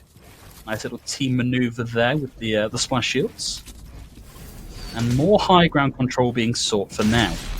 It's Team Jewel Media, though. No kills on the board for these guys just yet. And everybody's starting to really concentrate towards this final circle. Yes, and Storm Surge coming into action here in the next couple of seconds too. So this team here, 125 points above.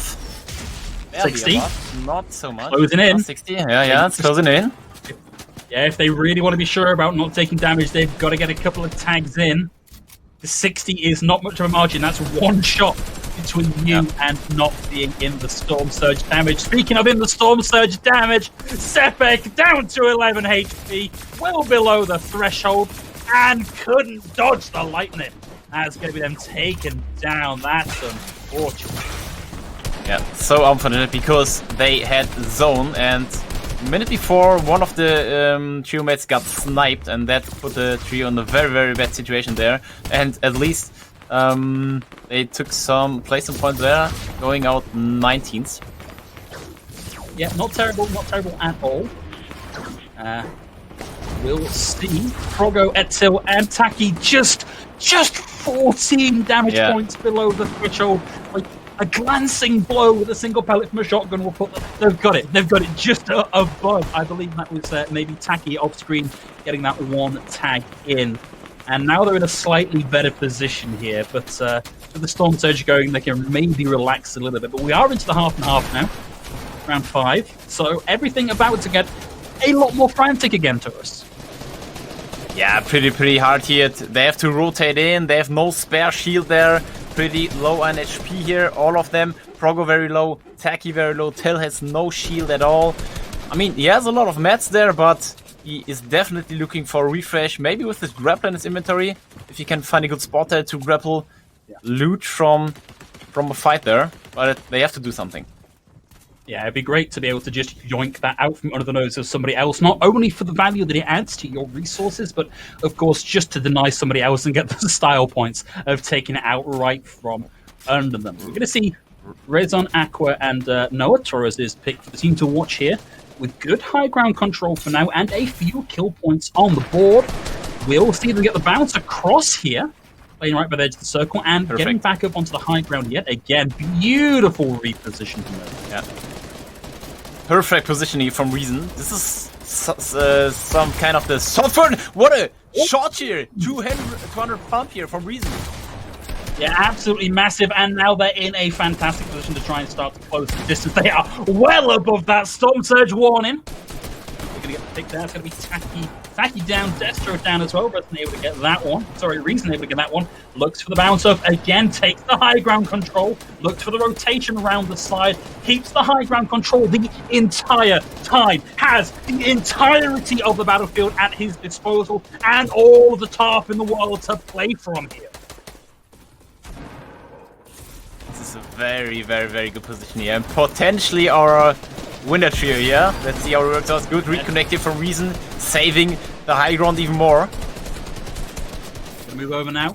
Stumpy, the tricks, and I'm gonna go with I on that one. Only 3 kills between them, and low ground positioning now. So we're gonna have to see some big plays from here, either in terms of repositioning or starting to frag out a little bit.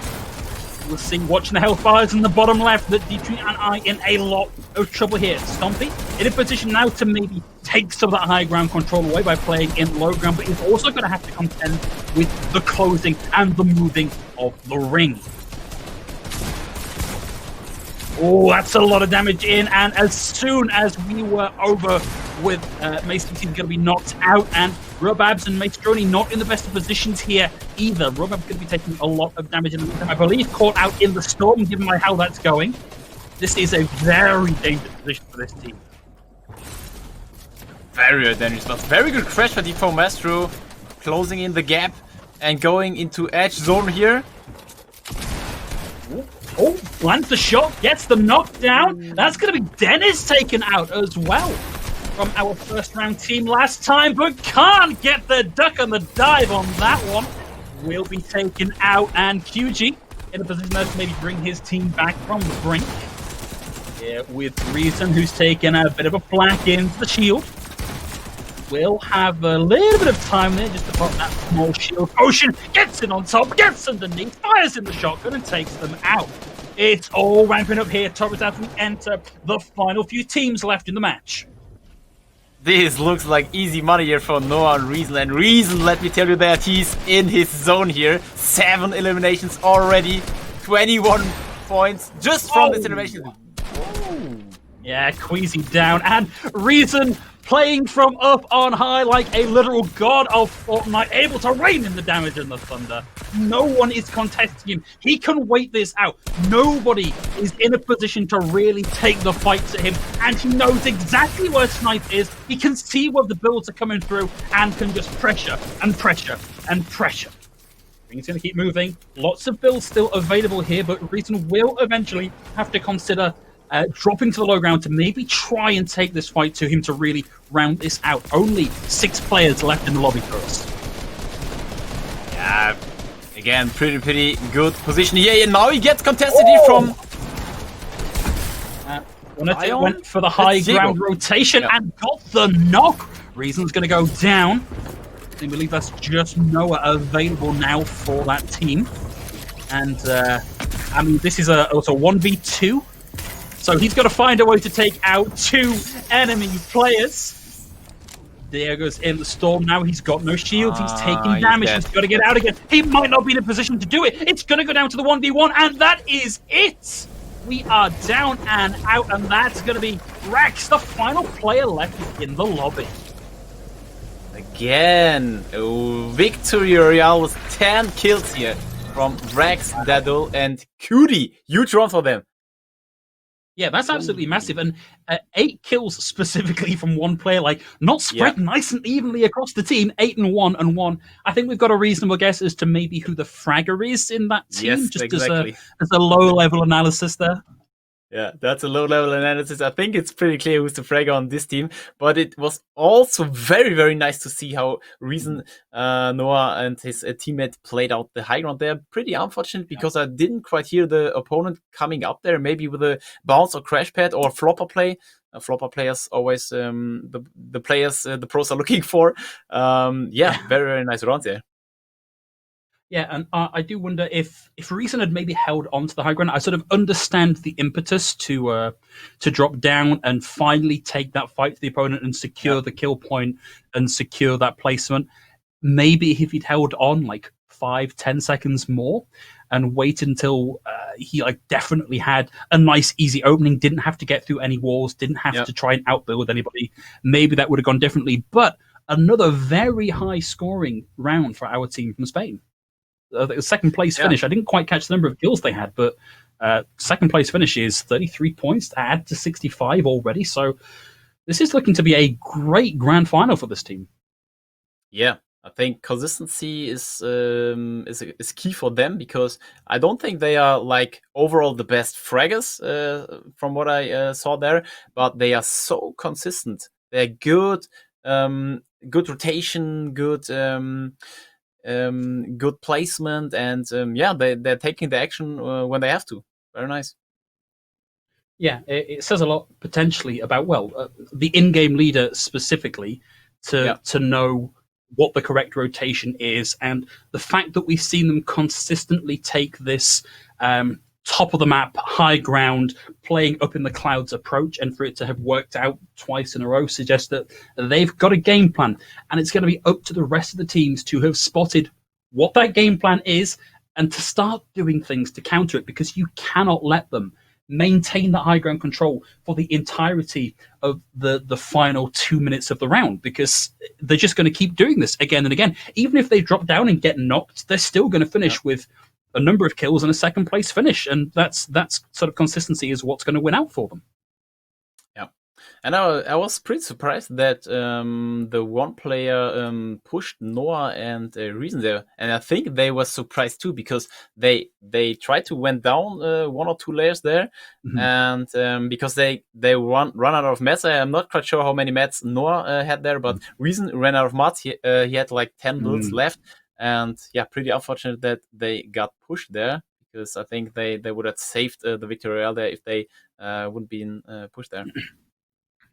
I guess that's the difficulty, isn't it? If your game plan is, let's just build on the highest possible point for as long as we can, it does require a lot of setup. You've got to have you've got to have infinite mats if you want to keep doing that. Let's be honest. Like, you can cover the entire map in cones if you want, but you've got to spend a lot of time generating mats. And with a lobby as stacked as this, nobody is going to be kind enough just to give you the consistent freedom to get all the materials that you want. Like, they will be pushing you. They will be challenging you. So I think that's maybe one of the ways that the rest of the teams in the lobby can start to pressure our Spanish team is they know that if they pressure them in the early game and stop them generating all these resources to let them set up the high ground rotations, then that's their path to victory. Yeah, I mean, they landed very, very conservative there in the north of Pisti Meadows, what we saw there. I'm not quite sure if one of the trios is contesting them early there. I mean, we are going into the third round for now. Some trios who are at the bottom of the places might take their shot of one of the top trios.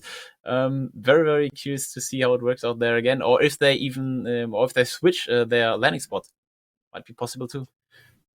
Yeah, quite possible. And I think with 2 rounds under our belts now, so, just about approaching the halfway mark, we should be at the point now where people have had enough experience playing against these teams to know what they need to do to start to challenge. And if we don't see them start to challenge in the ways that we've outlined already, then they are going to be just in the middle of the pack, towards the bottom of the pack. We've got to see some guts, Torres. We've got to see people taking initiative, taking chances, rolling the dice, and hoping for a 6.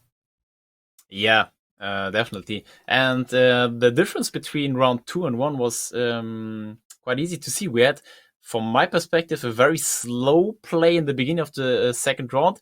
Maybe due to more information, all the trios gathering there in round 1. That might be the case there, because once you know where all the trios are dropping, or at least in your neighborhood, you can adopt to that. And I think we're going to see probably a similar third round to the second round. And going into fourth and fifth round, I think we're going to see a little bit more action, because then you have to take a shot at the very, very high kill level games, and especially the teams are at the bottom of the leaderboard there.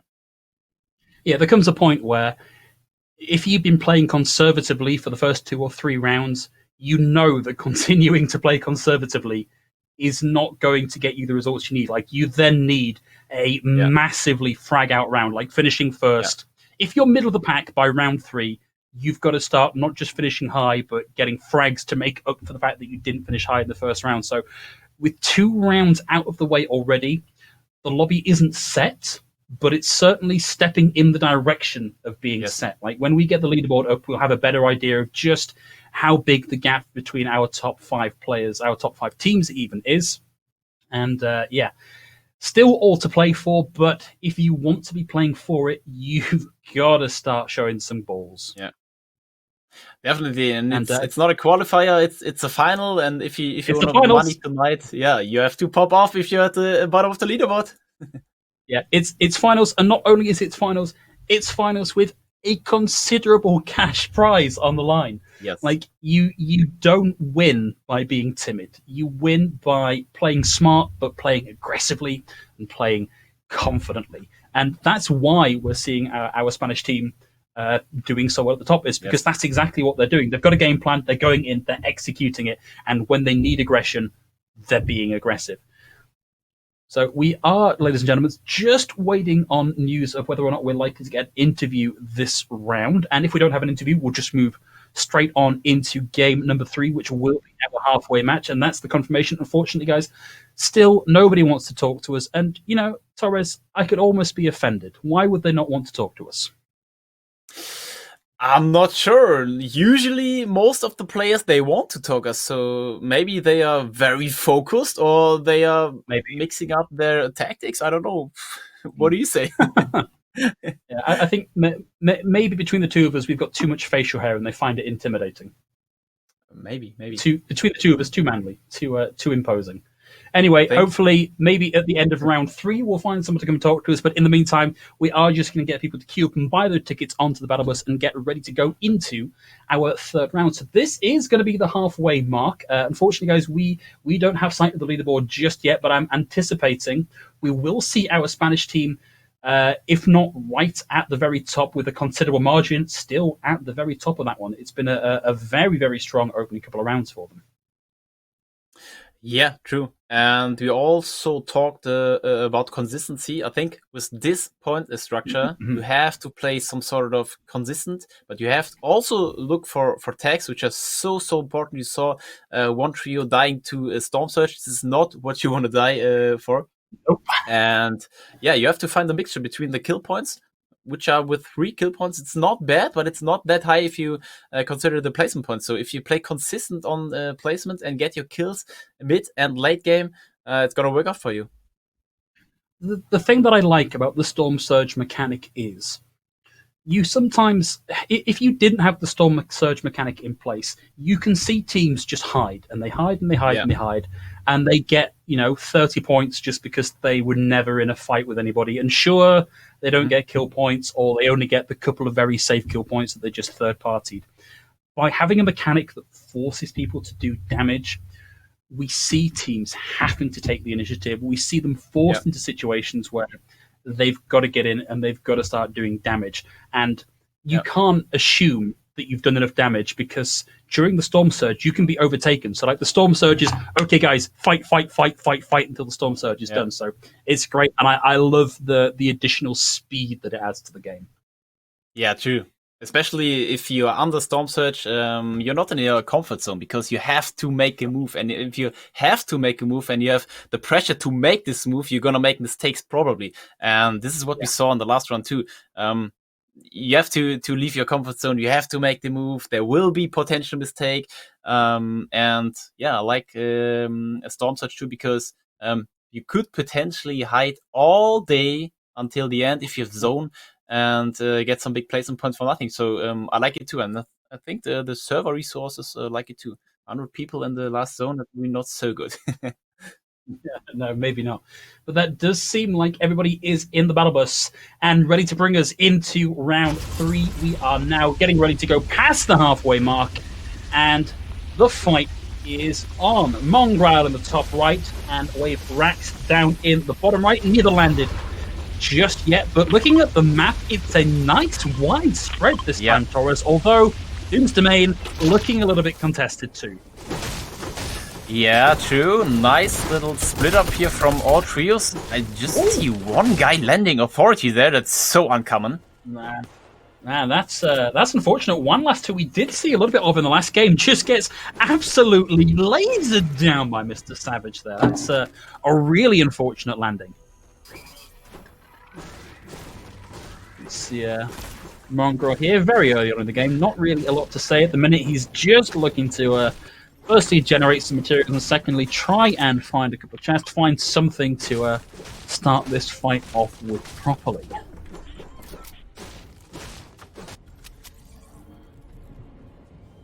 Mitro here already was 200 HP and 4 minis. That's not bad to start the round with. Going back to Lazy Lake here, Mr. Savage, Lechy, and Bandy Fishy also sticking to the game plan, landing here Lazy Lake all 3 rounds.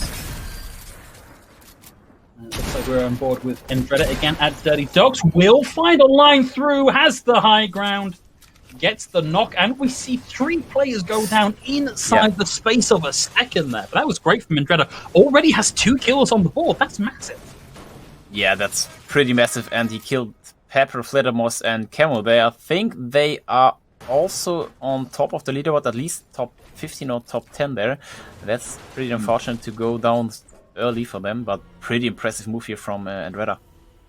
That's going to be so frustrating to have just landed in a contested zone before you have any chance to get anything on the board. You're just taken out of the fight. Oh dear, we'll see a little bit of a NPC execution there on the left, maybe. No, going to opt out of that one. But now, Dynamitro and Mongrel, the position here to maybe get in on a fight. Sees the damage coming in from the far side. That will just be the NPC there. Nothing too problematic on that one just yet. In the meantime, though, the kill feed on the top left looking to be pretty spicy here. We're already down to 85 out of 93. That's 8 kills on the board already. Now see Pink in the bottom right over on Slurpy Swamp. 1 kill on the board for them already as well. And it looks like we might see an engagement just happening here on the bottom right. And it looks like Pink might be trapped between a rock and a hard place. Yeah, he is. Very hard position here for him to come back. You gotta wonder where the rest of his team. Oh no, Ghosty's already down, so it's a 2v3. It's gonna be down to Strokey and Fink to try and wend their way out of the situation, but it ain't looking good. Strokey down to just 11 shields, still full health, and he's making a break for it. He needs to get through that floor, and there's just no way he can go! Everywhere he turns, there's somebody there to pile in the damage. the stroke. He's also in a bit of trouble here. Looks like did they get the knock there? Yeah. They actually managed to work their way Good out. from Pink here. Wow. That's so impressive. And on board with Milan, 1 kill to their name already. And a line in there onto Ketson, spots Ketson in the rotation, but Ketson makes that rotation past the wall too quickly for damage to come through. We'll eventually see him knocked as the distance is closed. That's like to be another kill on the board, and Milan gets another one, 2 for him, 1 for Dynamitro, and 3 all told. Here we are with Aqua, just a little bit of a 30-second dance party there.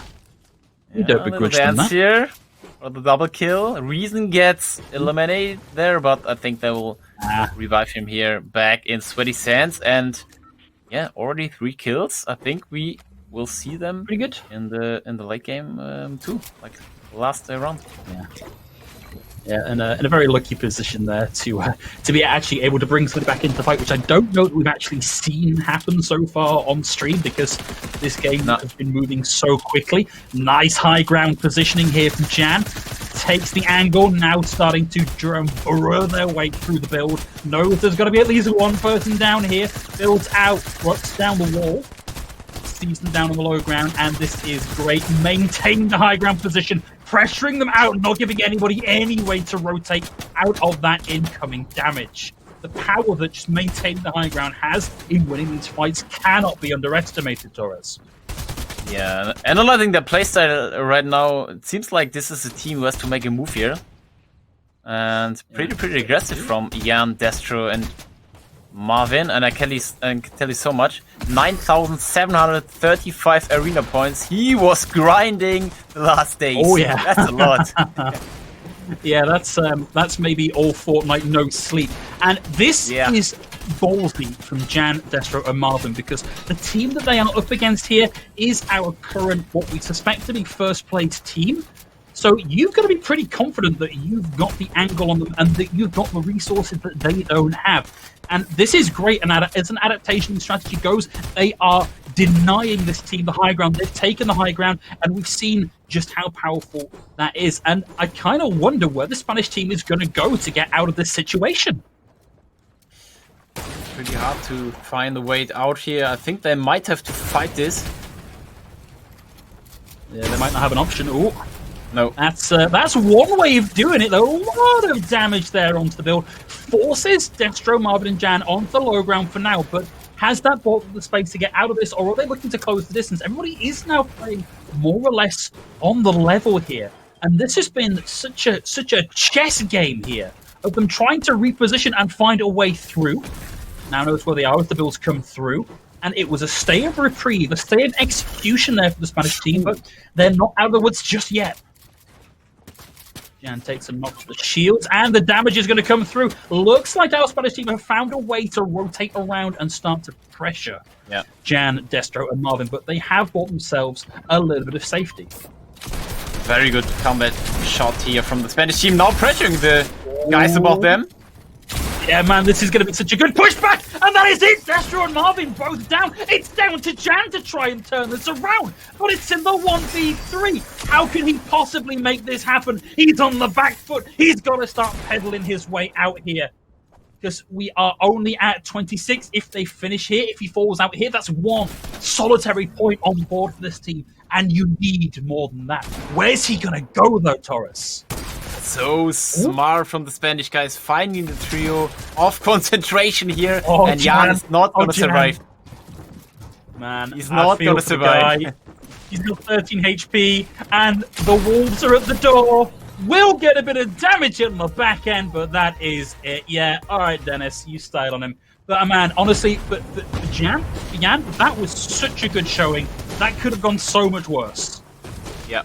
It was looking so good all the time, but what a comeback here from our Spanish guys, and this underlines the smart game style they have here. And yeah, I think we can expect a lot from our Spanish guys here. Yeah, they weren't a team that we looked at the start and went, yeah, okay, these guys are going to be carrying this one, but they have shown up in a big way here today. In the meantime, though, we're going to be back over to Virox, Endretta, and Louis. And I say Endretta now down. He got those early 2 picks. Yeah. And that's it. He's out of the game. Also pressured by zone here. Yeah, this is unfortunate. They've got to start making this rotation. And it looks like it might be a 2v2 here, just going off the arrows in the minimap in the bottom right-hand corner. So at the very least, they're not at a disadvantage. And they've got the edge control here. They're gatekeeping. Yeah, So, but Karma has pretty to good. make a move here soon because he has no healings in his inventory. No green heals, nothing. So he has to make a move Does here. he just know that he's done for? Does he know he can't make it and he just wants to kill? Because I respect that if that's the case. He's got to move fast. Yeah. He has to make a move soon here. Whale can a little bit support him here, but Karma has to make a move. He's gonna die. Yeah, honestly, there's no chance here. Your only hope is that you can maybe be a little bit of cannon fodder for your team.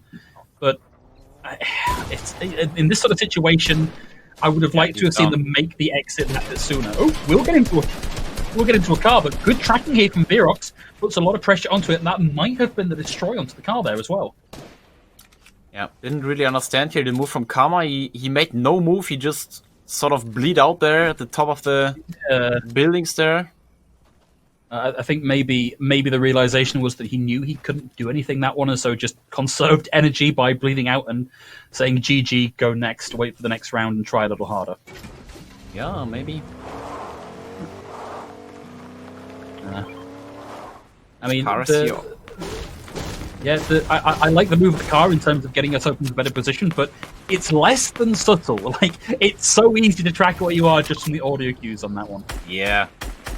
Make massive This is a heck of a sounds there. range.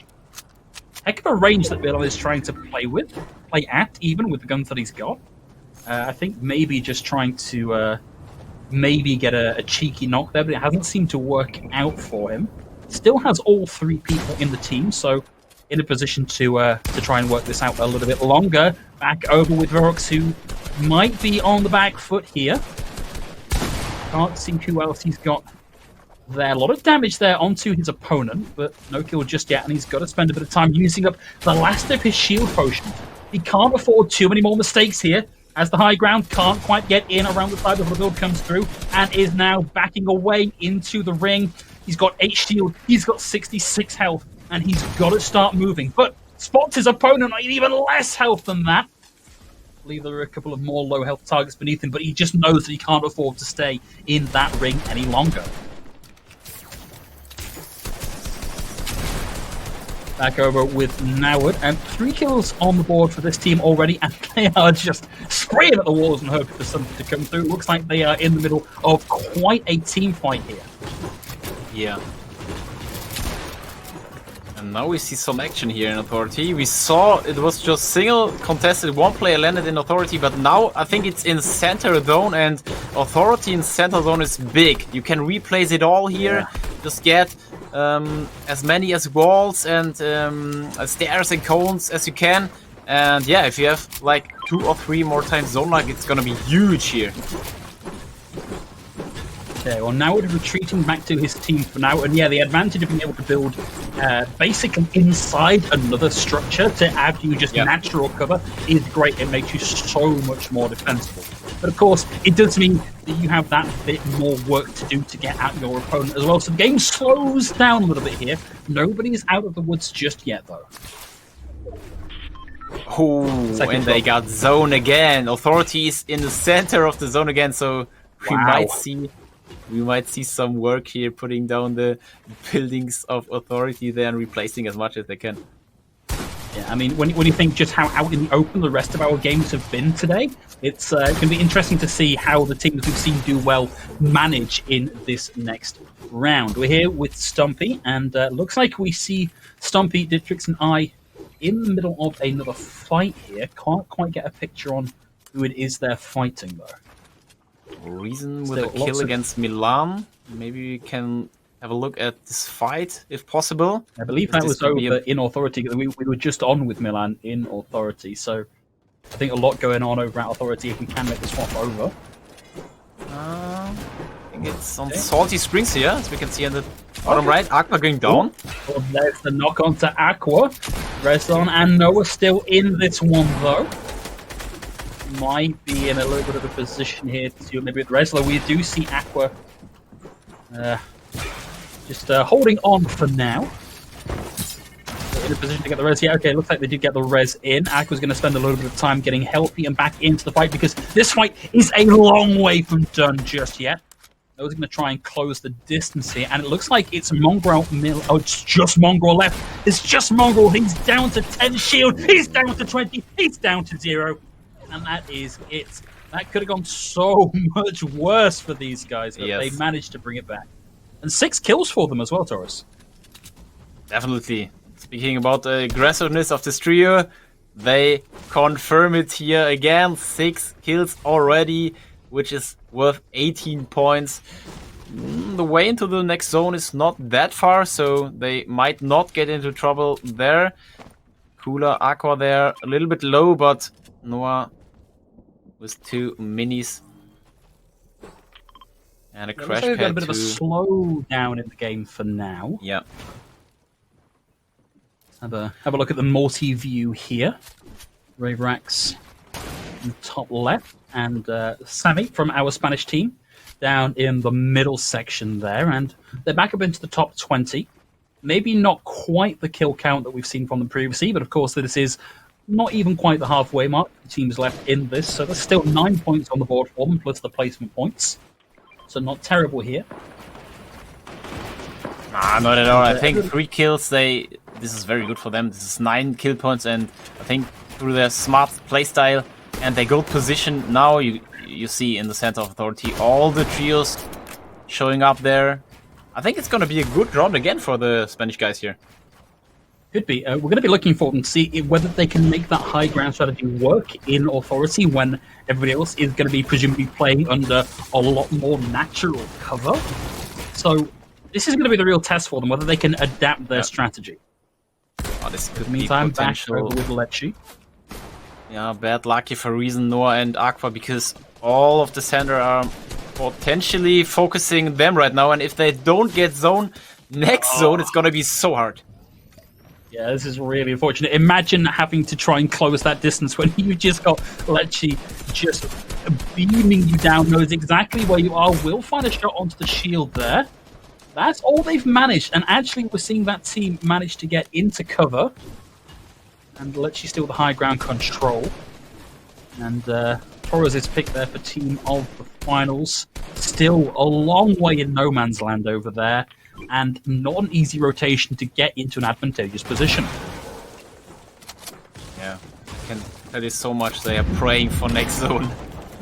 Yeah. Of course, we're going to go into the half and half next time, so even if they do manage to get a zone in this next one, it's not the most advantageous zone to be in. There's going to be a lot of pressure on them. This is a team we've not actually seen so much today, and just as I get around to discussing it, we move off them. But this is a bit of a team fight, and Diego takes a lot of damage there into the shield. We'll have a chance to pop a couple of the small shield potions ready for this next fight. Or find some damage there and gets the knock. Oh, this is really good. Close to the distance. That's going to be Louis down as well. And that's the double there for Diego. Yep. A player we've not seen much of so far today, but puts his team at 6 kill points and 18th in the middle of the fight. Fight's still going as they drop to the low ground. Looks like it might be them and one other team in this particular location. Of course, everybody getting very, very compacted in this one. It's all getting very close and personal. And just look at the amount of additional building here over on Authority. This was not the design anybody had in mind for this place. Goes against their aesthetic. Still, lots in this game for now. High ground control is going to be there for Lecce, Benji Fishy, and Mr. Savage, so going to be very hard for our Spanish team to pick up high ground control off them here. They're going to have to do a lot of very quick building to really retake that position. And maybe we see them play a little more patiently here, Taurus. Yeah, I think so too, because I don't think we saw them going for high ground all the time. They are more of a mid ground or low ground trio. And yeah, you can also operate from low ground very, very effectively. And it's Zone is putting north here. All the trios have to rotate here. Oh it's man, interesting. And when you look at the amount of mats that have been invested in this already, this could put a lot of people on the back foot. But man, look at the kills here for this team. 10. It's huge. Sorry, 11 as they pick up. This is a huge kill score for this team. Stumpy and the rest doing a lot of lifting here. Storm starting to come in and everybody making that painful rotation. No, Stumpy with a shot there onto somebody caught out in the middle of the rotation. No real time to wait here. They've just got to run and they've just got to take every opportunity they can to pile in some damage. It's so dangerous here, going into the buildings of your opponents. Always a possible edit here, and you get caught off position. This is a weapon we've not seen particularly in action today, but Aqua putting down a lot of pressure, even if we are not seeing kills come through, just consistently damaging builds and making it hard for them to take the high ground. Yeah, the annoying thing about the weapon is you have unlimited shots there, so you can fire and fire and fire. Yep. No need to reload, no need to find ammo. It's yeah, pretty good position to be in, particularly as you can use it to get the high ground. And whilst we have high ground here for Benji Fishy, Mr. Savage and Lachi, they've only got one kill to their name. So if they want to keep themselves in contestation for the grand final at the end of round 5, they've got to start finding a couple more kills. Yes, indeed. They have a very good position here. I mean, they have to rotate very, very far, but operating from high ground is gonna give them a big opportunity to get some kills there. Indeed. We're on board with the dual media team. Snipe trying to build out of the way so that incoming damage. We'll get the reposition there. Rejoins the team, finds the line in, but can't find the shots to connect with the kill. Back to the rest of the team now. And we're going to be going back over to Resident Aqua and Noah, who doing a good job here. Top 15, 8 kills to their name. Sorry, 6 kills to their name. Again, that's not my strong suit. Nice high ground position here. And as long as they've got the materials to keep this going, this is a really, really good position for this team.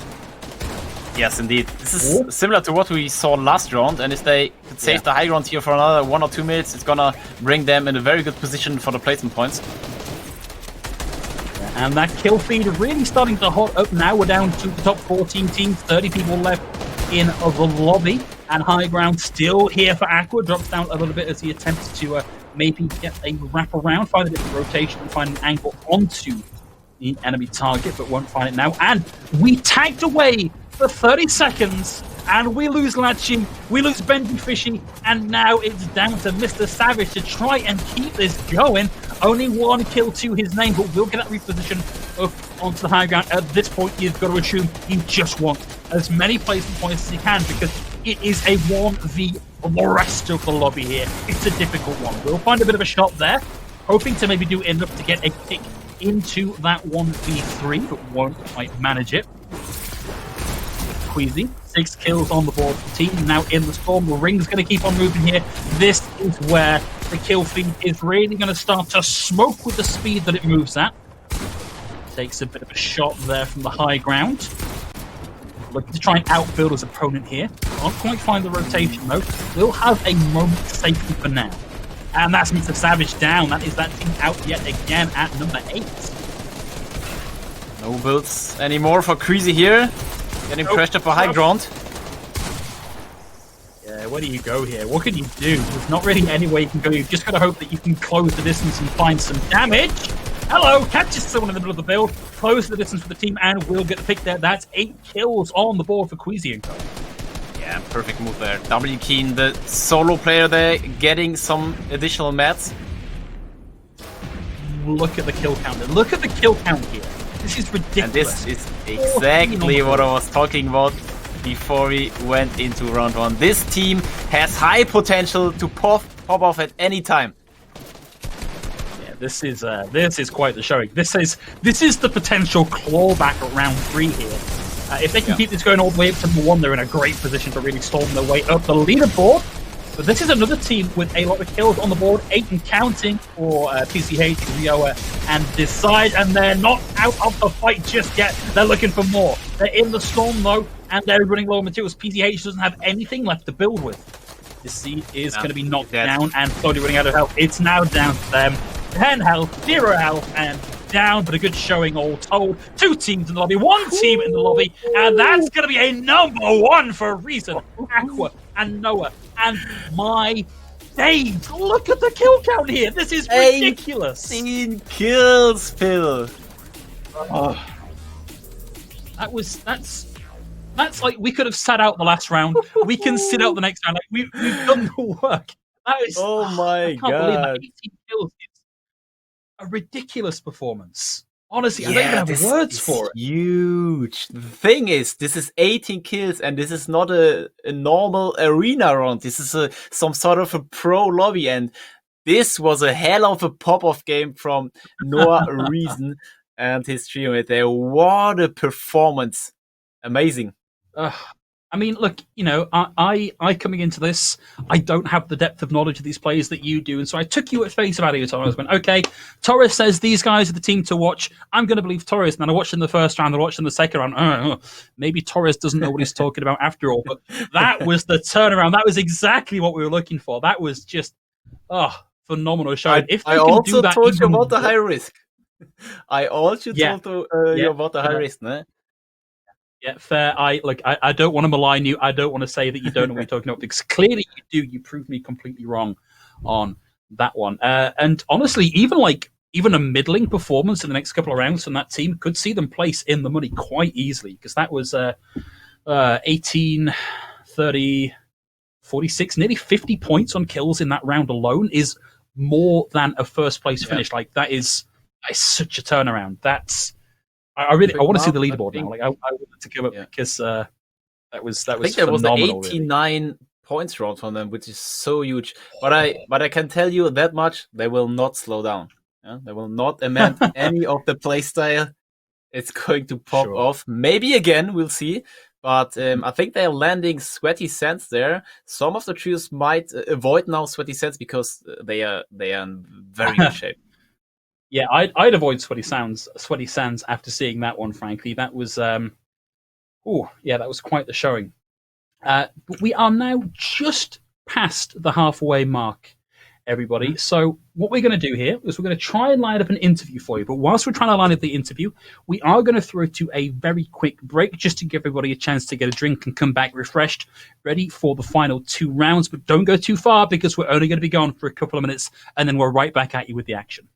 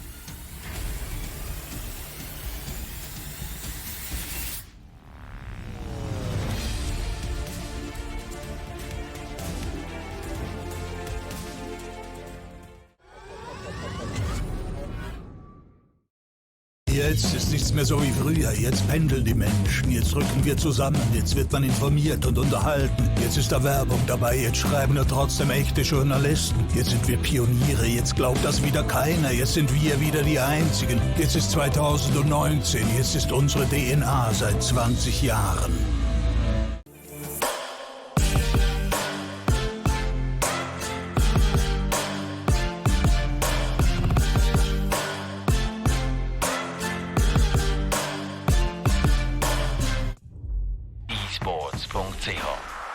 Powered by UPC.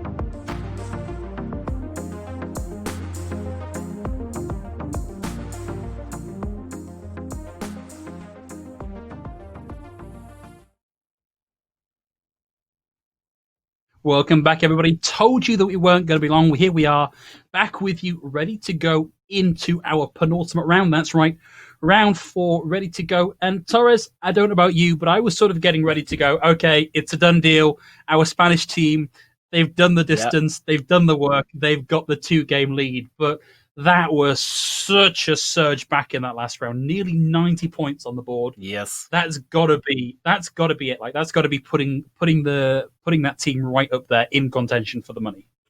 Yeah, big round there. Nearly triple digits there, 90-point round. And we have a look here at the finals. Is it round 1 or round 2 standings? That would be interesting. This is round 1 standings. Okay, so sure. Here we go. There's round 2. There's round 2. Yeah, okay. round 2. So even if obviously we've not factored in that previous round in, but even if that team, our 90-point team, hadn't scored anything in the previous rounds, which we know they do have kills on the board, we do know they do have placement points, they'd be at 3rd place after 1 round. So you've got to assume that in contention here for 2nd place, maybe. We'll know more once we've got that round 3 leaderboard in position. But yeah, I kind of can't get over just how phenomenal that was, Torres. Yeah, pretty decent round, I would say. I think that will be decent. The 1st place from Reason, Aqua, and Noade. But look at the average placement from QG, Dennis, and Sammy, and that's exactly what I was talking about. This is a very smart trio, taking their points mostly from their placements, but also adding up to 45 kill points. You have to divide that through 3 to get the kill number, because standings coming from Mayhem there, but a very, very good mixture. The Spanish team is a very good team, and Reason Aqua Noir, they will be in first place, no doubt, I think. Oh, okay, we got that.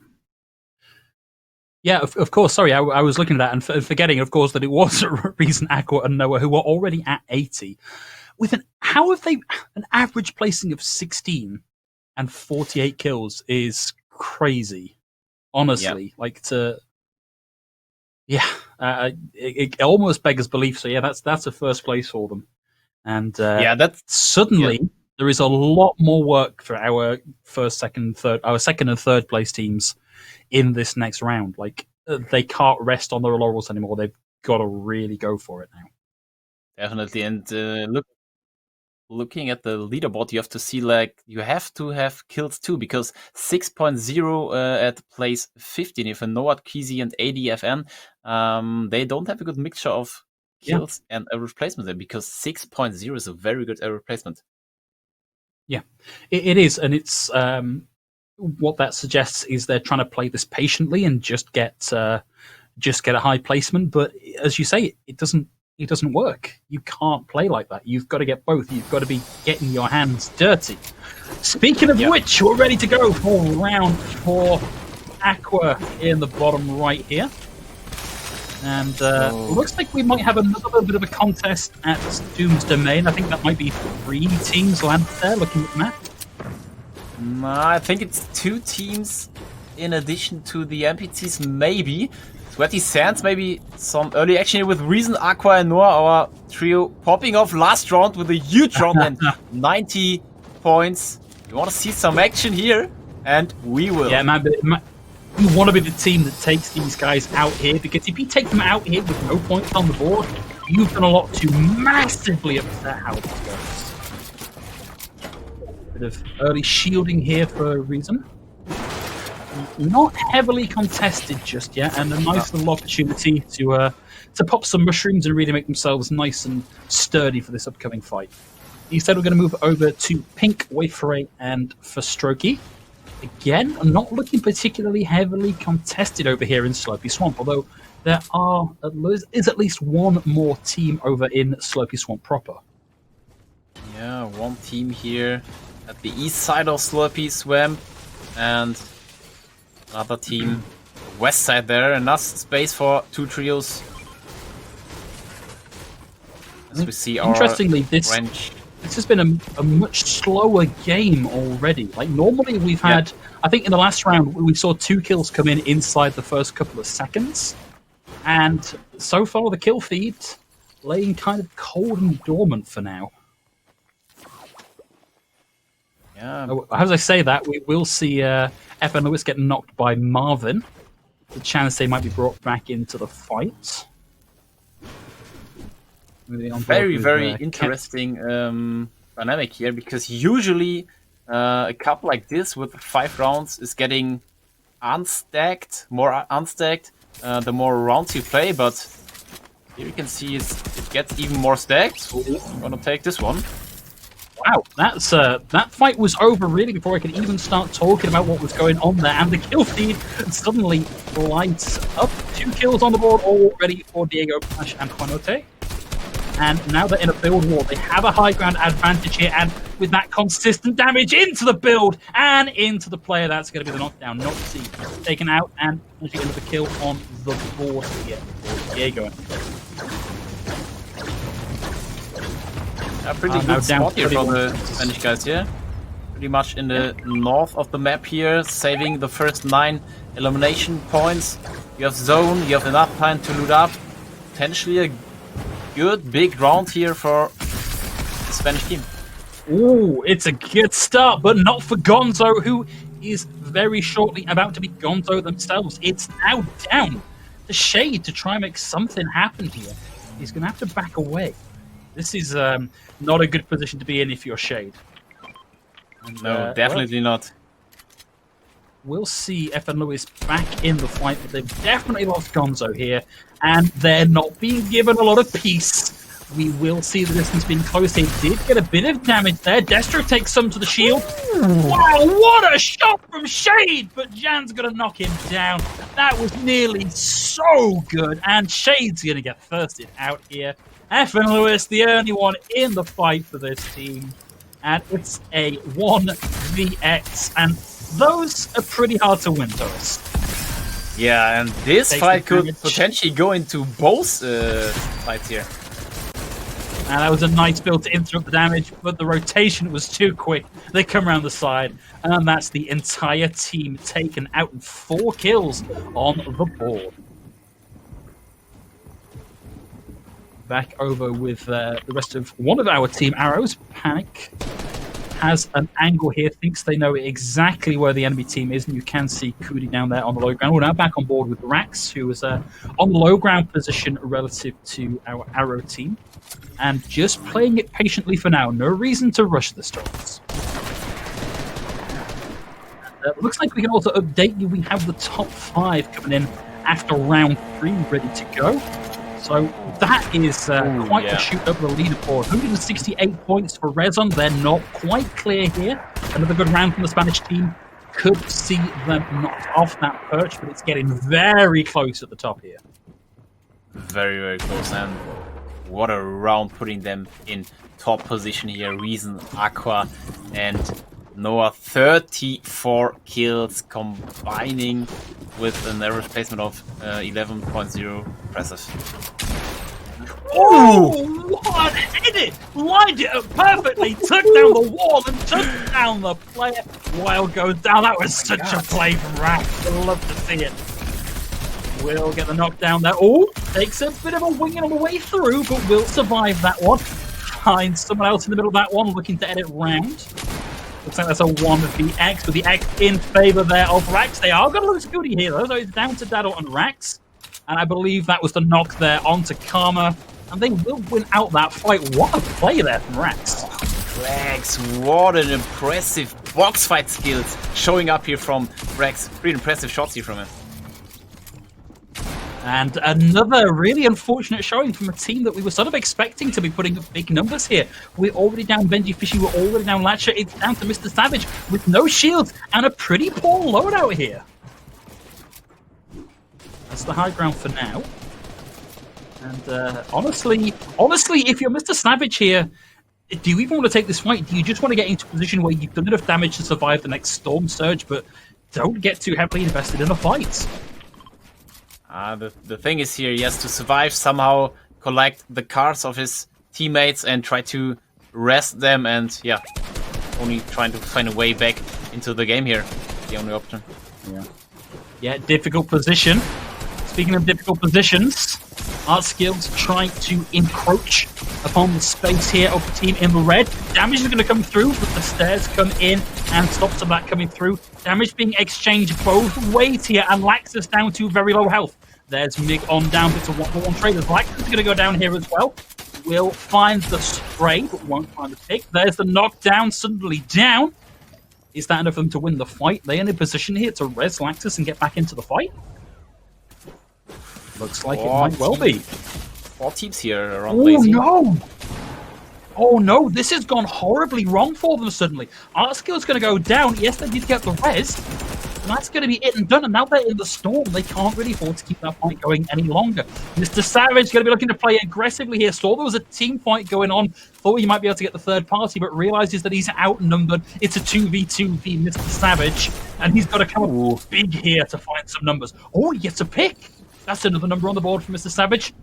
Gets a couple of tasty pickups there, ready to go into the next fight, but he's not out of the woods by a long stretch. Nice displacement there, gets his way out of the fight and just keeps on going. Still in the storm, a long way to go, and that's it for Mr. Savage, down and out. Yeah, fortunate into unfortunate situation here for Mr. Savage. He had some teams rotating in here and he could back off, and then made a sneaky play with the Gasolina there, and yeah, taking a kill there, but finally gets eliminated by another team rotating around Lazy Lake here. Ooh. Nice bit of a juke there from Jorginho, but not enough of a juke as he will be taking consistent damage into the shield. He's not going to have the time to pop any of that shield potion, and he's down to 8 shield and 26 health and falling, and he is deep into the storm. Even if he can win out this fight, he's got a long way to go to get back to safety, and it's a long way from being out of this fight. In fact, I'd almost want to get out, and that's it! Jorginho down, and the entirety of the team gone with only 3 kills to their name. They will finish in the points, but it wasn't a great showing. Team Nyrox on the right-hand side. The splash shields. No kills on the board for them just yet. They are in the middle of a fight, and we're going to see Nyrox looking to rotate into this fight. Sees where the build's coming from, knows where they are. Seems like we may be waiting for a bit of communication there. Goes through the wall. They've managed to evade him for now. They're giving him the run around here, Torres. No pressure yet here from Nyrox, our former World Cup champion. Speaking about pressure, opponent coming in pressure box takes here. More than half the shield. Oh, actually managed to get the knock there. It's going to be Diego down. Has the high ground, lands the shot with the shotgun, gets the knockdown.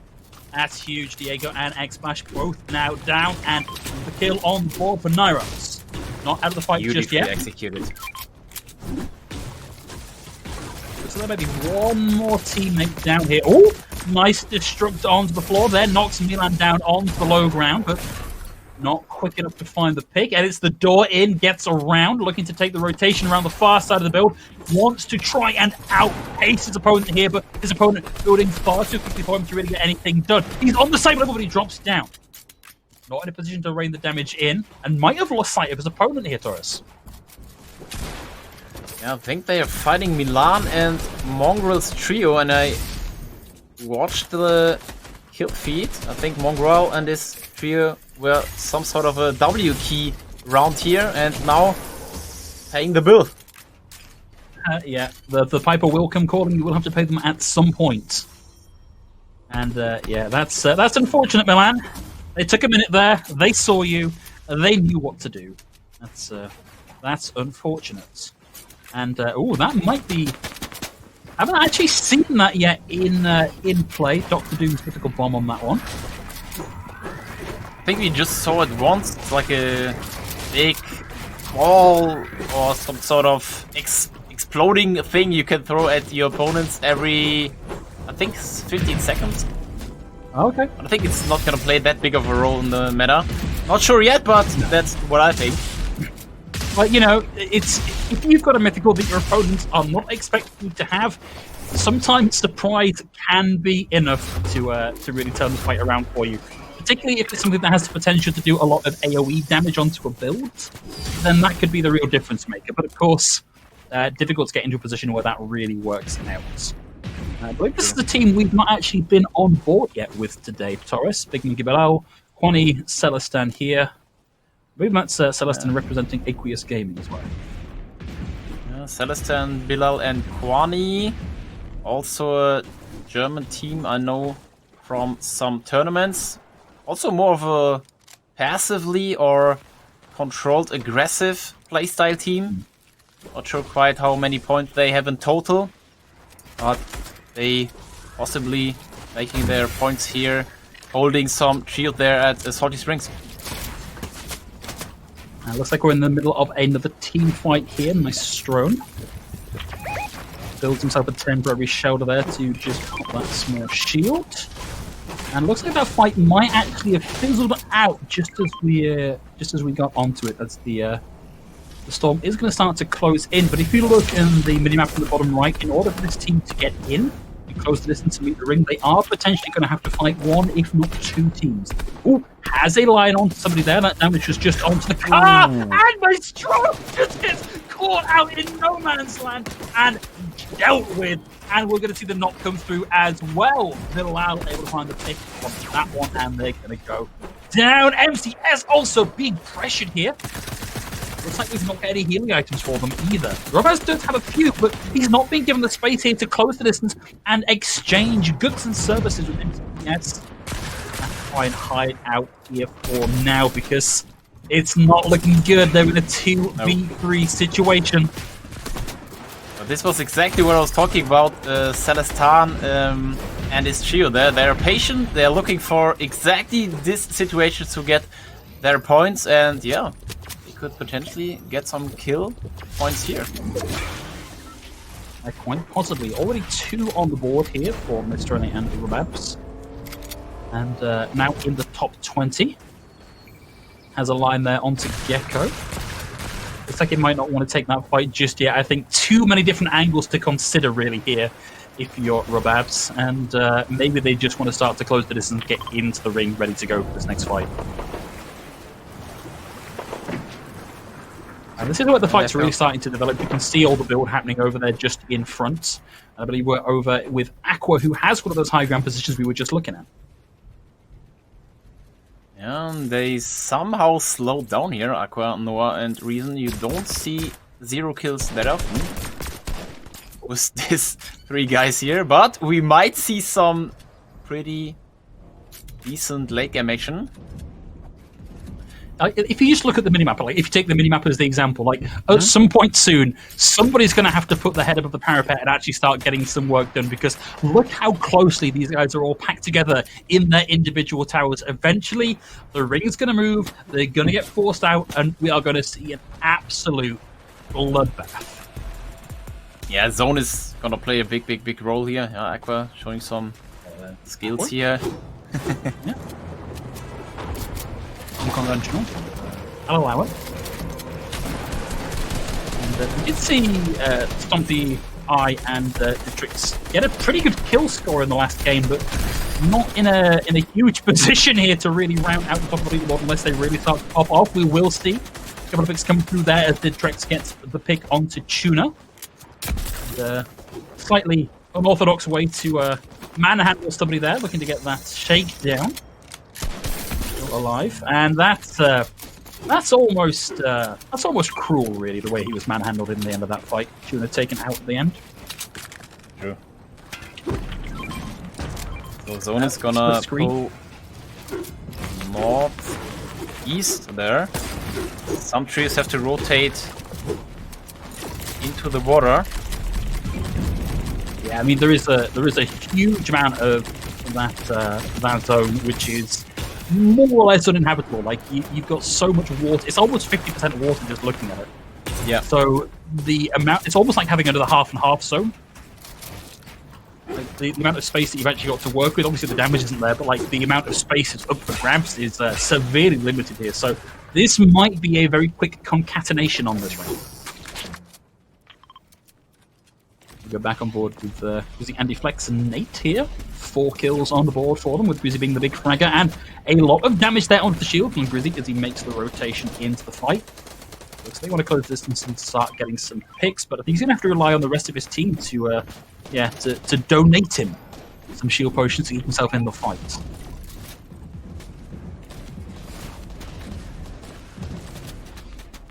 Looking for an angle, closes the distance. Now has high ground, looking to try and build his own box on that one. Struggling to find a way to close the distance here. I think everybody's slowly building their way away from where our team was trying to make the distance. Instead, we're going to go back over with Nyrox, Xeno, and Floyd. We have a reasonable high ground control in this fight. Ooh, damage coming through, won't find the pick. Got a lot to keep this going for now. It's going to be the pad down immediately, so no chance to reposition using that one. Very quick edits here coming out from the team as they try and retake this high ground position and get the edit over. The ring is closing in. They might just have it on the edge here. Good tracking here from Nyrox, saving the team. A bit of a loot from the opponent here. Splashes. Zone is pulling north and nobody's in there yet. One purple team now finding their way into the zone, but this is quite of a difficult rotation right now, Phil. Yeah, it's very, very tricky.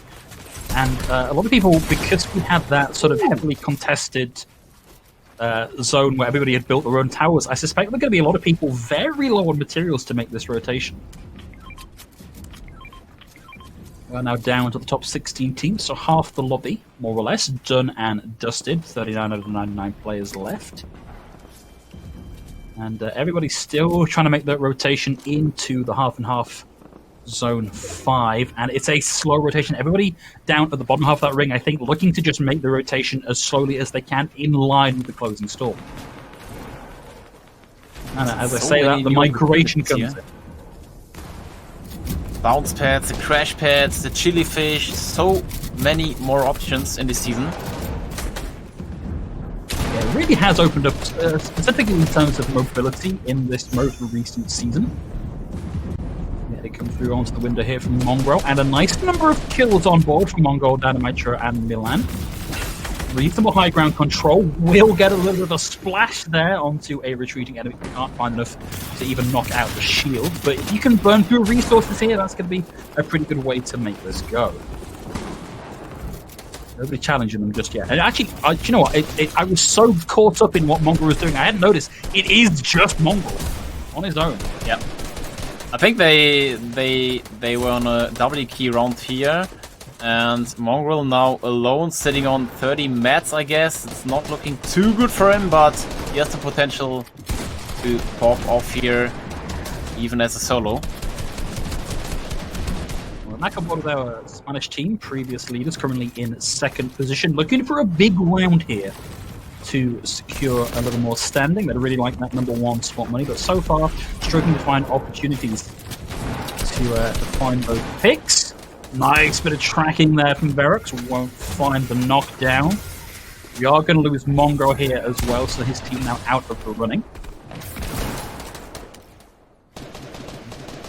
Nice bird's eye view here as we see that ring start to move away. And everybody frantically building forward to buy some space to turn around and find some picks as people rotate with the ring. A nice move here from Kwani, saving the high ground with the grenade launch.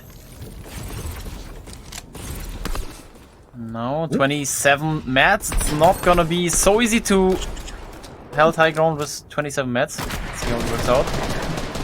No, he's got to hope that he's not pressured too heavily here, or that he can make advantage of somebody else's build. Because they do have the high ground here, they've got a little bit of time to maybe try and sweep up some kills on the way through. Ooh, just enough to build underneath him and keep this rotation going, throwing the rest of his team over on the high ground. Back on board with Rhythm, Noah and Aqua. They've not had quite the high kill count round that they had in the previous one. Rhythm with a nice trade there, damage in for damage. We'll see Aqua down. There's the knock as Floris is taken out as well. Another point on the board here for Resident Noah and Aqua as we round into the top 10 here. Now operating from the low ground here, Reason. Ooh, with a bad crash pad here, but he still has one flopper. Find his way back into the zone. Be really heavily pressured here, and in the meantime, Bonnie still has his high ground control. He's going to have to give it up though. Just able to put his way out of that, and basically rotates onto the existing build, ready to go. Secures a top 7 finish at the very least. We won't see the picks coming through for them just yet, but Kwani with the high ground control has a lot of potential here. Goes for the drop down. Now wants to close the distance and start really sweeping up some of those kills. Has spots it down on the low ground, wants to build over onto the top of them. Running very low materials here, running out of build options, can't quite find the tracking there to secure the kill. As it is closing the distance. On board with Andretta. On his own, 3 kills on the board for him. The 3 from the rest of his teammates. On the low ground, not a lot left to build with. He's going to be relying on opportunistic kills, and DKS just drops right into his crosshairs. That was insane! Andretta with the double right in the final seconds of the fight. What? Oh, that was nearly a complete turnaround for the 1vX, but it will be Kwani, Celestin, and Bilal coming out with the victory royale in round number 4. But you know what, Torres, for a second there, I thought that was all just the 1vX. Like, I thought that was that entirely done. That was absolutely crazy last second performance from Andretta. Yeah, crazy play again from Vendetta. We saw it already twice, but Celestana and his trio closing out the deal here, getting the victory royale. As I said, a very conservative, controlled, aggressive kind of trio. Very nice, very nice. Underdog winning here around. Let's see if they will go on the top of the leaderboards with this round here. I didn't really catch how many kills they'd managed to rack up in that one, and I think whilst they've been, sort of consistent, that it wasn't the standout performance we were really expecting to try and dethrone our number one place. So I don't know if I they're enough to yeah. really secure the top. No, I think they will not secure the top, but at least maybe get a shot at the top three Mhm. or top four with the last round, bringing them into a good position. Maybe we'll have to see. Yeah. So we will just be waiting on word from our wonderful producer away in the background as to whether or not we're likely to get an interview this time. Maybe fourth time's the charm on this one. Of course, if we can't get an interview, we will just take you, ladies and gentlemen, right into the final round. And whilst we haven't seen the scoreboard, I think it's going to be pretty close at the top there, Torres. I think it's all going to come down to Yeah. this final match. I don't think anybody has done enough to secure a runaway lead. Yeah, exactly. I think we're gonna see a pretty decent last round because I think we have like 5 or 6, 7 teams who can take a shot at the prize money. Yeah. And yeah, looking forward for round 5. It's gonna be very interesting. I'm excited. Excited. Yeah, and of course, if we get another 90 kill round from pretty much anybody in the top Yeah. 6, top 7, that really could be enough just to like swoop them right up the leaderboard and run away with that number one prize. So a lot to play for here, and not just in your own performance as a team. You've also got to be limiting what other teams can do if you want to be holding on to that top 3, top Yeah. 4 spot. Definitely, and I So was pretty astonished about the dynamic in the fourth round here because it was kind of a big slow player from all the trios, and then suddenly all the kills flying into the kill feed there. Yeah, I'm looking forward for a. I think it gets pretty much more unstacked now for the last round, but we will see.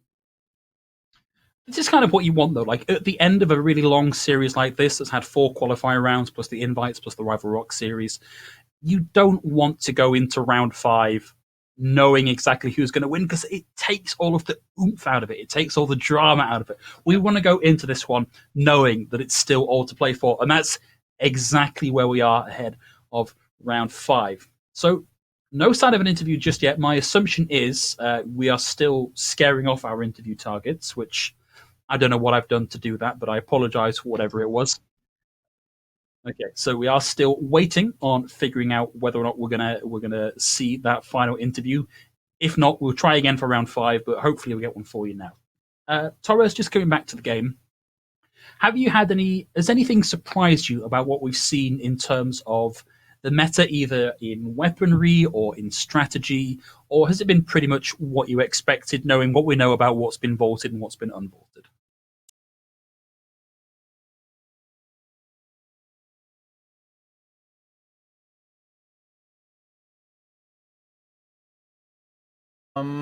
It's pretty much. I don't know. You have so many new items, Sure.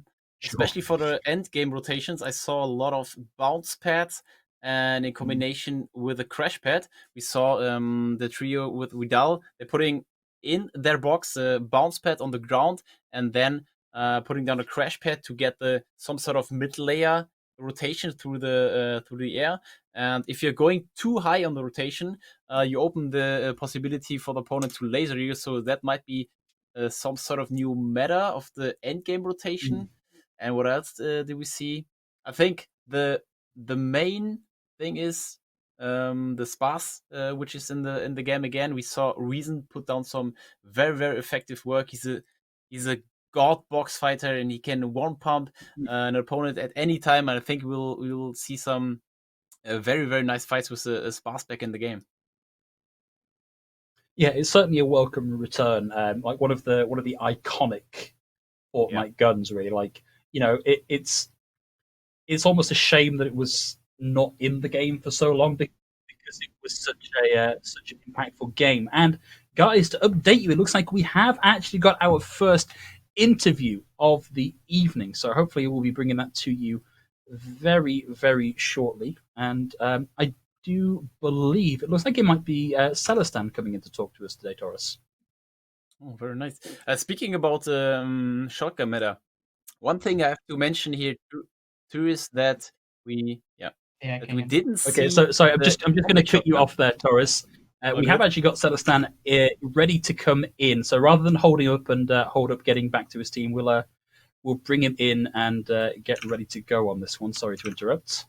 So Celestin, hopefully you're there. And no, it looks like we might not Yeah. have him. So maybe I cut you off too early. Oh no, so we can hear Celestin. Sorry, I'm talking right over you. My bad. Hello and welcome.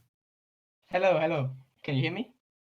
Yes. Yes, we can. Sorry, that was just my big mouth talking over you. My apologies. So congratulations on the victory out in that round. How are you feeling? Thank you. Yeah, it was like we thought we just need like one pop-off round and one good game, and yeah, we said we just want to win this game, and yeah, we did it. Yeah. And from So how my are you? perspective, sorry, very nice move No, with a shockwave grenade at edge zone, saving the high ground there. So this was kind of the clutch moment for me in the last lobby. Very well. Yeah. Yeah, we just thought we need to get we just need to inputs on high in 50-50 zone, and then we can hold high easily because like there's no shockwave launcher in the game anymore. Yeah. So yeah, high was kind of free.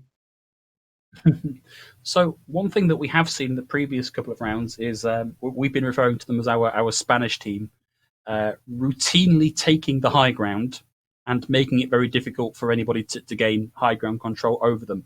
So your strategy of taking high ground last time, is that a thing that you were just quicker on the draw to get there and control, or did you know that you had to stop them taking the high ground? Yeah, we just spray second height all the time. So basically, I think no one had the chance to take high ground if we spray all the time. And what's the difference to last season's meta? You spoke about the missing Catty launcher. You don't have to pay attention to the guys who have the Catty launcher. Is there some kind of meta change to last season? Is it easier to get high ground? What are the opportunities to get high ground or high ground retakes? Maybe you can talk a bit about that one, because the launcher is missing, Catty. Yeah, like I think without the launcher, it's way more easy to hold high ground.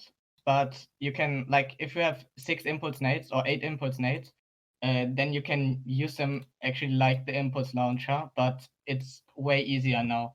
But it's like if you have enough impulse nades, it's so easy to take high ground. You can just knock everyone off like with the shockwave launcher before, but it's not that OP like last season.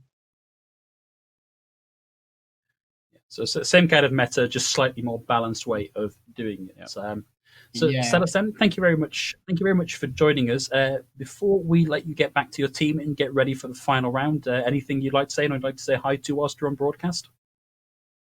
Oh, no, not really. Just to my trio, Connie and Bila. Okay, great. Well, Celestin, thank you very much for joining us, and good luck in the final round. We're expecting big things from you now. Viel Erfolg. Thank you. Yo. Right, ladies and gentlemen, with the interview done, we are now getting ready to queue up and go into the final game of the grand finals. And it's been a long road to get here, Torres. Obviously, it's been a 5-game series so far, but a lot of work in between from everybody here at, well, in fact, all of our sponsors, all of our tournament organizers, all of our players. So, huge amount of respect for the energy that's gone into this series. Yeah, and especially last round, we have so much action in front of us, and I think we're gonna see a very, very interesting late game rotation. I expect like half of the lobby going into the game very passively, and I expect the other half. They don't have to lose so much if you're at the bottom of the placements, and if you're in the middle of the placements, you have to make a pop-off round. So we might see some early action here going into the 5th round. The thing that I like about half the lobby having to play passive and half the lobby having to play aggressive is that the half of the lobby playing aggressive are going to make the passive half of the lobby have to play. Like, there's no chance for you to play safe, because those guys that are like borderline making the prize pool, they're coming for you. They want to take you out, and they want to take you out early so they can take your place. Like, this could actually be an absolute bloodbath. Like it could be everybody lands one space. We get them all to land. Grey Cliffs, whatever, somewhere off meta, and just go ham and see who comes out on top. So yeah, a lot of action coming our way, I think, in the final round here, which we are just waiting on confirmation for. Hopefully, we won't be too long out of the action here. So Okay. I do believe we're ready to go in about 10 seconds. Are you still banking on your prediction to take that top spot? They obviously had a very good pop-off round 3. I think a consistent round 4, if not the same pop-off level. Are they going to do enough here in round 5 to take it all the way? Yeah, I think so. They have the experience, they have the ability to do that, and I stick to my prediction here.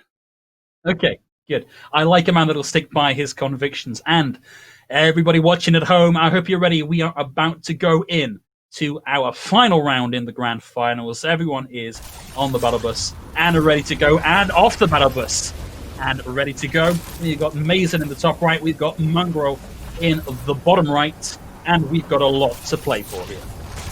And as you can see here, Doom's domain, I think 3, 4, or 5 trios going into Doom's domain here. Ooh. Yeah, this is going to be a difficult one. We've seen how frantic can be in Doom's domain. Everybody is looking to try and maybe take advantage of that vault on the lowest level. And it being heavily contested will mean that we see a lot of picks coming through already. And just looking at the kill feed, a couple of early picks coming through already. Psycho Holly and Gecko already down. And it's not going to stop there. We are now down into the top 89. We'll see one kill on the board for this team. Milan takes a bit of a pounding on the way through. Shield comes down, answering back in kind. Sees the bounce pad out, and that's going to be an unfortunate pick there. Headfield can go down. Yeah, there's the first. They know they're done for. The kill on the board here for Milan, but Mongrel and Dynamite are also taking flak here in this fight. They are a long way from safe. And as you can see here, the elimination against Till playing some sort of more of a fun skin here, and that kind of wraps up the thing here for the round 5. It's so aggressive here, so aggressive play there for most of the trios. Yeah, I think it's because everybody knows they've got to get kills. If they want to be in this, they've got to get kills. So they can't afford to be passive. 10 players out of the lobby. Already down to 28 teams. This is going to be over in the blink of an eye, Torres. Dynamite just using that perspective there to try and figure out where his opponents are. Doesn't want to take the fight at a disadvantage. And of course, they've got no healing items. And in comes the fight. They're not being given the chance here. It's going to be coming in towards them. Dynamite lands a meaty blow, but can't find the follow-up to secure the knock. Now, no shielding, down to 70 HP for Dynamite. Watsky's going to go down as well on the top left. And this is looking very, very spicy here. Dynamite just had to retreat to the safety of this house just to buy a little bit of cover. First 3 kills here for Dynamite, Milan, and Mongrel. And I think we gonna see another fight here too, because the other trio is closing in here. Yeah, we're already down to 77 players and 27 teams, so this is every bit as spicy as we were thinking it was going to be. Popo, Sneezy, and Ketson eliminated. Keep your eyes, if not peeled, at least with a weather eye on that kill feed, ladies and gents, because you will see some of the names we've been talking about all day falling like flies. We're going to see Louis down there as well. Popo, Snakey, and Ketson, I think players we've not seen a lot from so far today, Torres. No, true. I'm not sure if they are on top of the leaderboard or not, but it seems like they play pretty aggressive, which leads me to the fact that they might not be at the top. Trying to get a pop-off game here. Yeah, like I want. Well, that's going to be one of the NPCs now for now. We see Milan's going to go down here to Mendy Appreciate as well. And Ketson, Snazy, and Popo not being particularly heavily pressured here. They do have, excuse me, a little bit of time to just find some materials, find some resources, and get themselves in a better position. for this next coming fight, because it's one thing being aggressive, but you've got to have the skills and you've got to have the firepower to back up that aggression.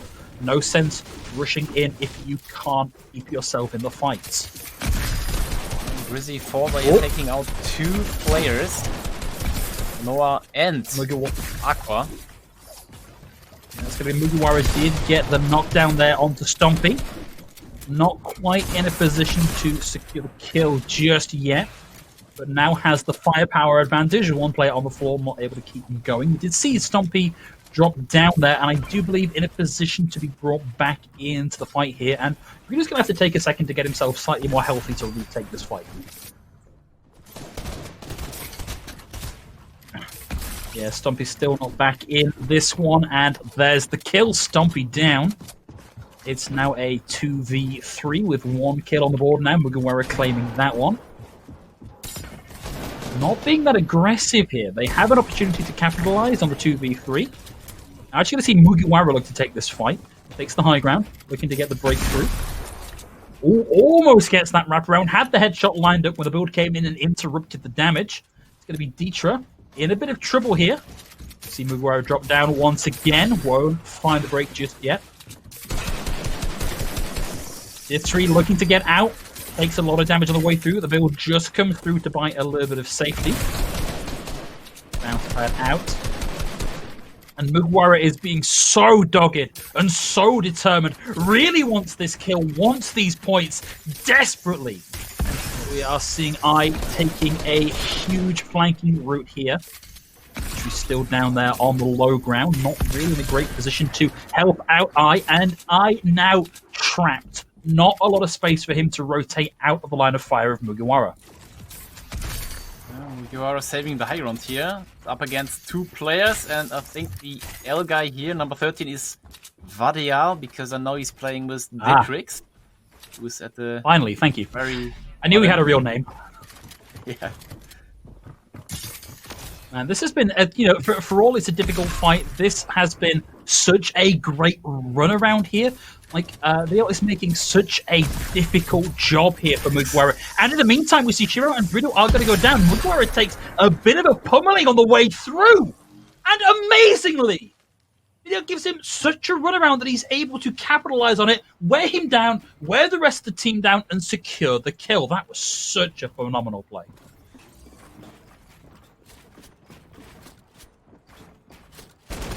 Back on board now with Mr. Savage. We've already lost Benji Fishy here. It's now down to him and Latch to try and make this work. And kind of a middling weapon loadout here. Not any health items available. Will have shields. Will have pads available to him as well. But looks like that this might be a 2v3. And Latchy's not in a great position to really back him up here. Megon in the top left takes a bit of a pummeling as well, but might have done enough here to secure the pick and some time to get himself slightly more healthy to go in on this fight. We'll see another kill there coming through from Art Skill. Now down to 57 players in the lobby, 22 teams total. Yeah, exactly that's what we expected here. Pretty aggressive last lobby, and if you need to play some points or you need a good round, you have to avoid those teams who have nothing to lose. Yeah, the last thing you want to do is come up against a desperate player, and Latchy's going to get knocked. It's now down to Mr. Savage once again, the final remaining player of this team to try and make something happen. We'll get a nice shot through as he destroys the wall, wants the chase down, gets the knock. Elbow's now down, has a good angle through. And he secured the rest of the kills. He's down to 2 HP, and that is it. Didn't even secure the additional pick. That res will come through. So only 1 point on the board for one of our star-studded teams there that have not put up the performance we were really hoping for from them. And what you can see here is Doom's Domain is always the place to be here in the early fight, and also if the ring is closing in, we have a long early fight here in Doom's Domain. Mostly here in this area around the vault, because teams are looking for that pretty delicious loot here.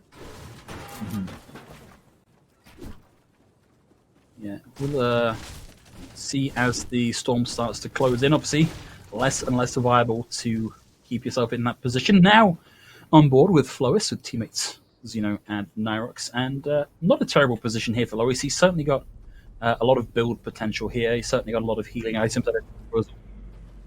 And I can also update you and let you know that we do have the Game 4 leaderboard to give you some context as to what is required here.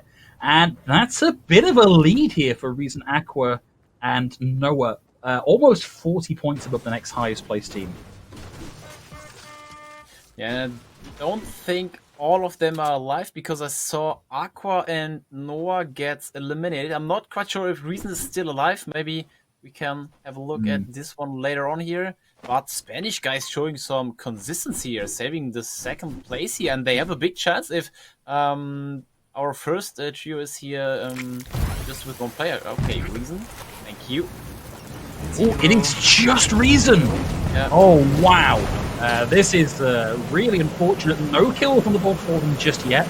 They are at 18th place, so they will get some points here, but man, if our Spanish team have a good round here, this could be them absolutely just sneaking out that first place finish, and did, as we swapped over, see a couple of shots start to come Reason's way.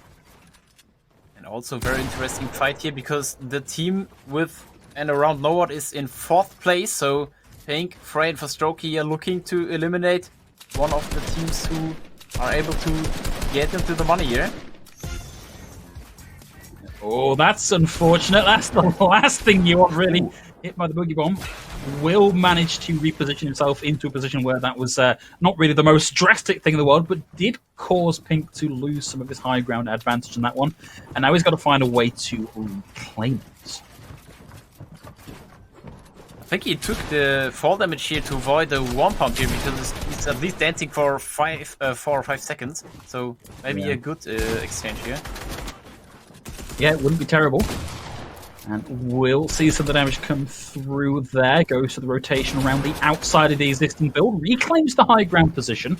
And with a couple of quick jumps over what's there, lands a meaty shot in. That was 100 damage through onto the shield. Now if he can just be quick enough to get some damage in before the heal comes through, he might be in a great position. Uses the splash to get back up to full health. This might be the 3v2. Now, 2 picks on the board already.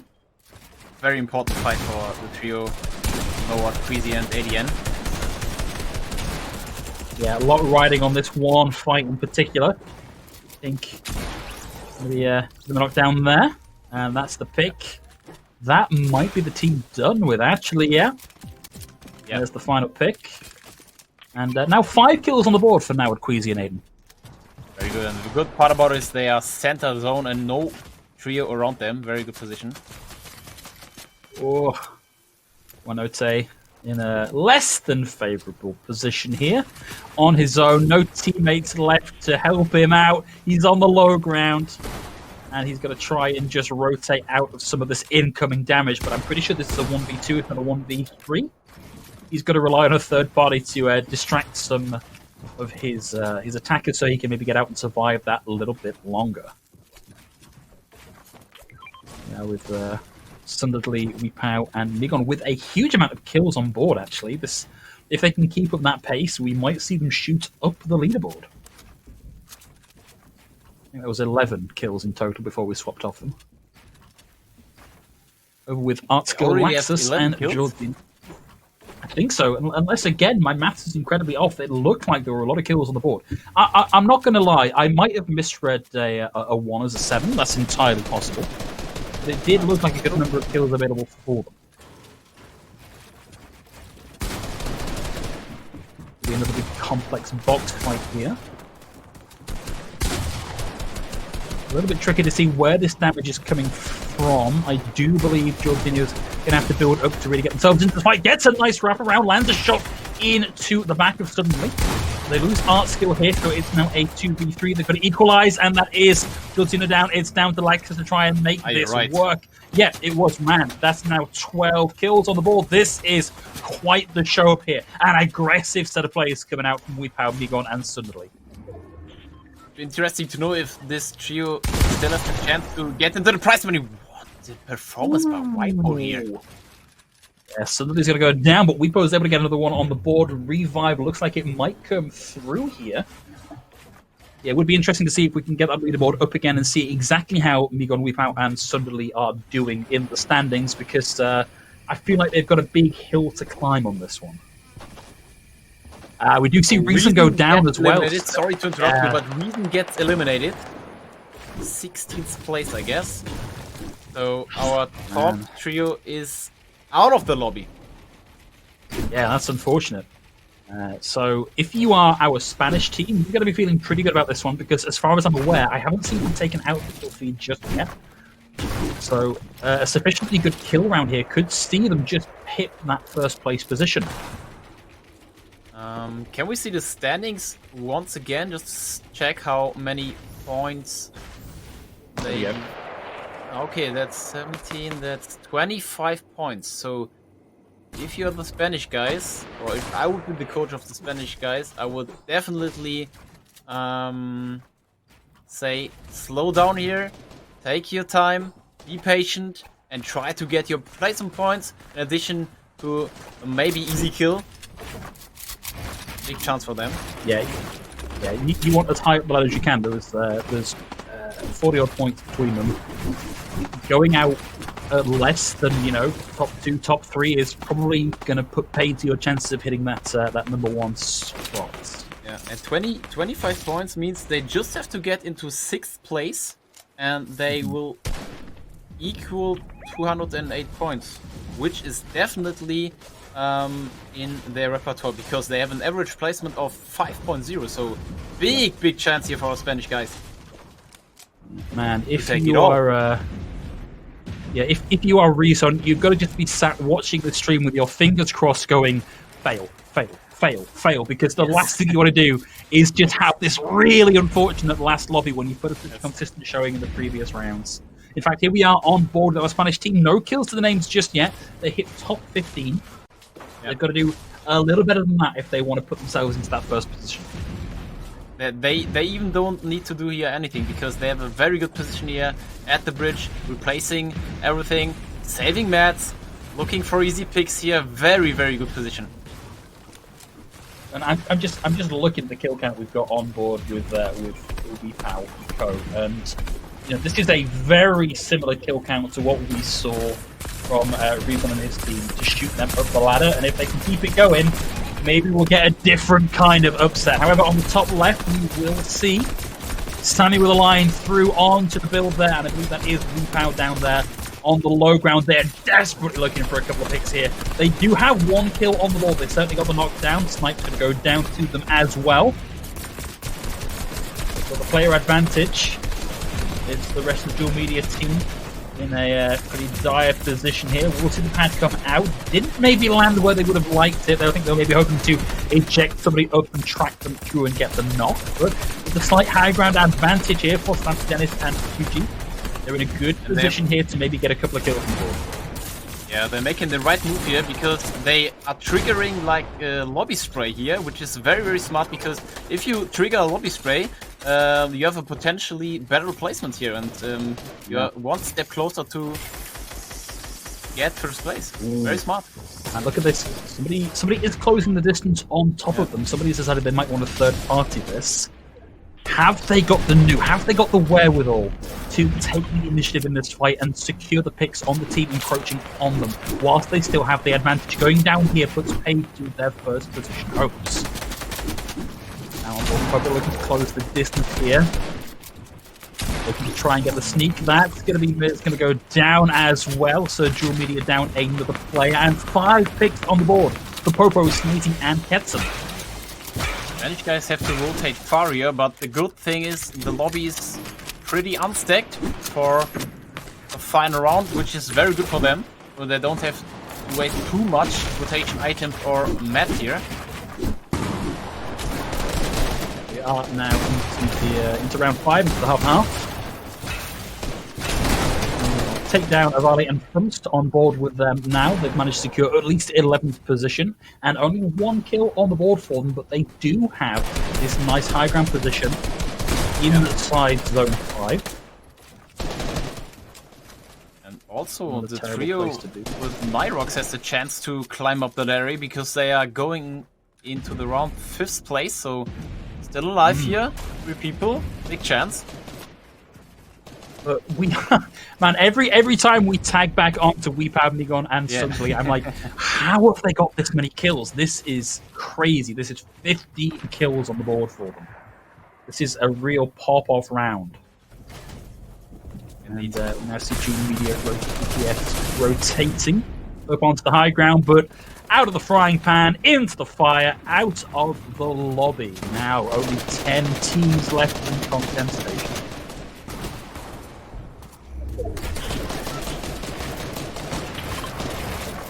Wondering how many kills our Spanish guys have because we get closer into the area where they can secure 1st place here early. Keep thinking I catch sight of them there on the low ground. Well, actually, it looks like they might be out of. There you go. Okay, so 2 kills. 2 kills. Not terrible. Need a couple more. I think they are already past Reason's team because they have 6 kill points and 9th place is giving 19 points. So yeah, they're very close. They are very close. Very close. Just have to survive here. One more placement. Yeah, they've got to fight uphill though. Always disadvantageous. They're going to look to rotate here instead, trying to outbuild and outposition their opponent. That's going to be a nice reposition there with the bounce pad. It's out of the line of fire, but it just got them on the low ground. Here we are with Lois, Xeno, and Nyrox. Only 2 kills available for them, and a heck of a lot of stuff happening here for them. Reposition once again. Nice bit of tracking there. Won't secure the kill, but a lot of damage onto the shield. Going to make a nice easy target if whoever gets to sweep up that one. And Lois now with the high ground control, and we've seen this pay huge dividends for the team over the course of today's games.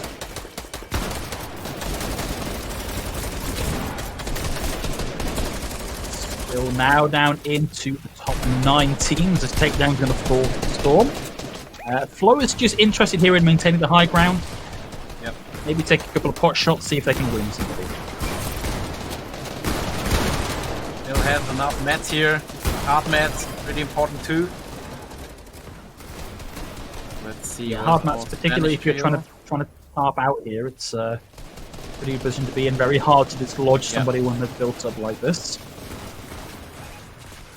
You see Noah in the bottom right there. Spanish guys still alive in the mid layer. Okay, so that's a top 9 finish at the very least. Now in the bottom right there, in a bit of trouble, lots of kills on board, but no more health, and that will be now taken out of the fight. And I do believe that is at least a top 7 finish now available for our current number 2 team, which I think has now done enough into the lead, depending on how many more kills come through for Weepow and the rest of his team.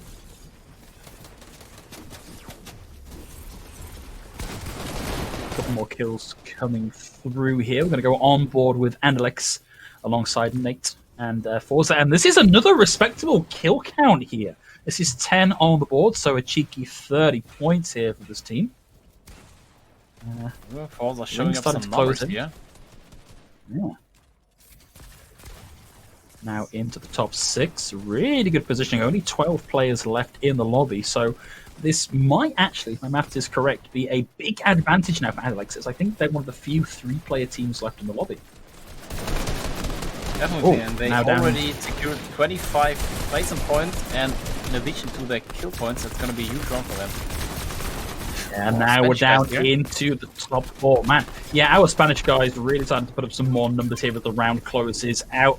4 kills on the board, and at least a top 3 finish. This has got to be enough. This has got to be enough for them to make this happen. I haven't seen Weepow in a while here. Don't know what the kill count is currently like, but that's probably going to be their main contest here. If they get a high finish here for Weepow and Co, then they're in a really good position. Oh, Dennis gets knocked! Yeah. We'll see 5 kills on the board, and that's going to be him down and out. He's now down to a 2-man team for our Spanish players.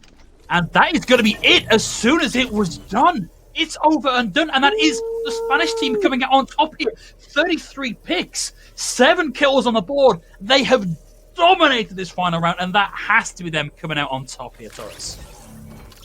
Definitely. This is 7 kills in addition to 35 placement points. And let us do I a can see you quick doing math. some maths down there. I can see you've got Yeah, all this written out in front of you. yes, I do. 56 placement points, and yeah, they definitely passed Reason's trio there.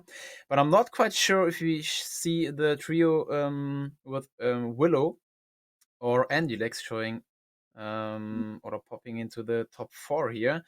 Dennis made a little mistake in the end. He had no mats and he wasn't aware of this, so he choked the editor, got caught off there, but finally the other two Spanish guys could secure the victory royale here, and I'm pretty sure we will see them going to first place. Sure. I mean, with a kill count like that, if they'd finished second place, that's 2 points difference. Like the kills in that round are what did it easily. Like it didn't matter if they'd finished outside of sixth place. They'd done enough to make that happen. But I'm really interested to see what's going to happen to our really high kill count team, Weep Out and Co. In this final round, and what that does to their standing, because we saw that one massive pop off round for Reason and the rest of his team really propelled them up the leaderboard. Maybe Weepow could come up with an upset, not with first position finish, but maybe third, fourth place if they've done enough here. Yeah, we just got to wait for those numbers to come through for us. Yeah, I think in the meantime, they might Sorry, be Torres. still I keep talking over you. All good, all good. I think they might be still in the top 4, but I will slide down definitely because Nyrox showed some good performance. The trio with Nova 2, the Spanish guys, they will be on top, I'm pretty sure. And yeah, Reason has to pray and fingers crossed that they still in the money. Take something with here. Yeah, it was such an unfortunate round for them to go out so early. It's clear that somebody's game plan in that one was, well, let's just take out Reason because that increases our chances and everybody's chances massively because they were in such a strong position coming into this round. It's got to be so frustrating, Torres, to be in that position, to be so close to that big prize, to have to slide down the standings like that is, really very unfortunate. Yeah. I'm always asking myself what I would do if I'm in first position going into the last round, because some stay and they're stubborn and stay to their game plan, and other trios, they are mixing it up. But I think today consistency was key. We had a lot of placement points to give here, and Spanish guys, I think they had the best strategy here. Yeah, absolutely. And to be honest, even we saw them take this control the high ground strategy a number of times over the course of the 5 rounds. It looked like they were denied that strategy, particularly in round 5. We saw them playing a lot lower of the game in terms of height across the map, and they still managed to come out with that victory royale. So, to write them off as a one trick, here's our strat, we're just going to play on the high ground team is clearly a mistake on my part. They've got a lot of looks available to them, and they're able to bring them out and really clinch out that final round. Yeah, they played very variable. They adopted to each situation because we saw them on high ground, but then we saw them on low ground, which was a good idea, I think, because on low ground they got like I think 3 or 4 picks, and the more the lobby died, the better the placement for them, and yeah, very good, well executed. So we are just waiting on confirmation of our interview coming through. So the second we get that, we should hopefully be able to bring you into a position to talk to one of the winners of that previous round, which is, of course, our Spanish team. Hopefully we'll bring them to you very shortly. So I do believe we've got the winner of the previous round, Sammy, coming through to talk to us about exactly what went down in that previous round, what their strategies were, and what their take on the meta is. So hopefully we will be getting them to you very shortly. Guys, and here I we can are talk now. ready to talk. Hello, Sammy. Congratulations on winning that round. How are you feeling? Hello. Thank you. Feel good. Feel good. Good. Yeah, it's been quite the performance from you guys. You've looked like you've had a very solid strategy all the way through these 5 games today. Has that been the case? Have you come in with a concrete game plan? I don't know. We just wanted to play early game, like chill, and then go for late game and try to win every game.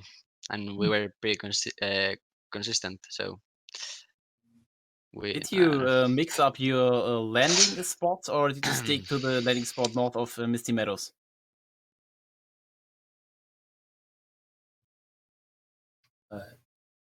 Sammy, Are are you you still still here? there? Oh, I think we lost him, right? Looks like we may have lost Sammy on that He one. was so consistent, and now we lost him. Yeah, just when you thought you could depend on him, away he goes. Maybe he thought it was just a one-question interview, which, hey, do you know what? These guys, they've used a lot of energy. Like, it may look to the untrained eye like playing computer games for 2 hours, but it's a high-pressure environment at this type of tournament, so you can understand them maybe wanting to go back and have a little bit of a relaxing time with the rest of his team. So, unfortunately, it looks like we may have lost Sammy for this one.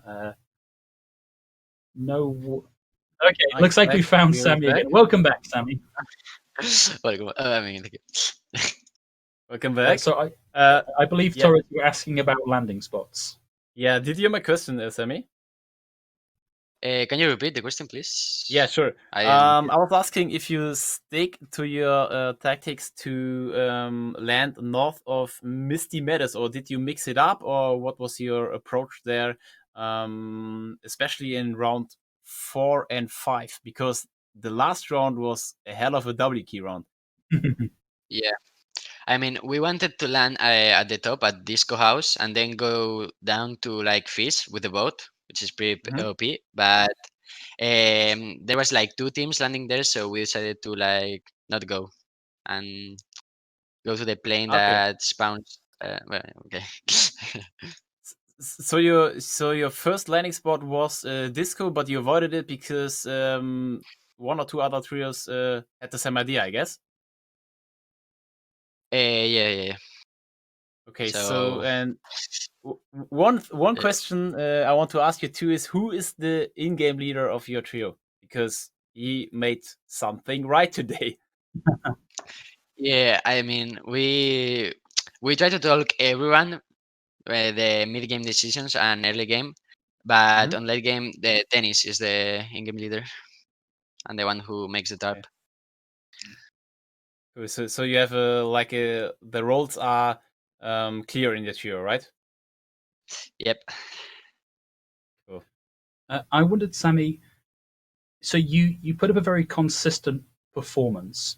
Did you find that you had to do a lot of adaptation to your strategy as it became apparent that like everybody wanted to take you out because you were doing so well, or were you able to just play the game that you wanted to play the entire time? I think I don't know. I actually don't know. I think we played our game. I don't know. Okay, thank you. Okay, Torres, anything else you'd like to ask before we close out our interview?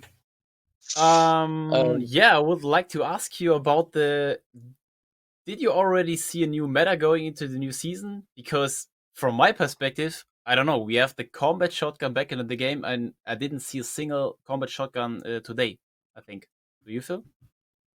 Yeah, combat is pretty useless right now. Combat it doesn't deal any damage. It's better the pump, either charge. Yeah. So no comeback for the combat. Nope. What's your favorite rotation in late game? Because we have so many more options to rotate in the late game. Is there anything you would like to use going into the next cups?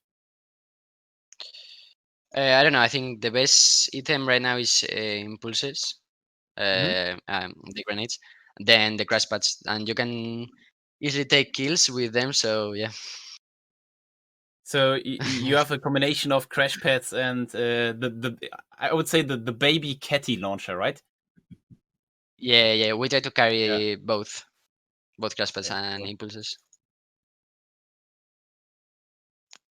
Great. Well, Sammy, thank you very much for joining us. Congratulations on your really outstanding performance today. Before we let you go, is there anyone you'd like to give a shout out to or anything you'd like to say? I don't know. Was pretty easy. That's it. Okay, I like the confidence. Sammy, thanks again for joining us, and best of luck in your future Fortnite career. Look forward to seeing you. Thank you. Thank you. Thank you. Goodbye.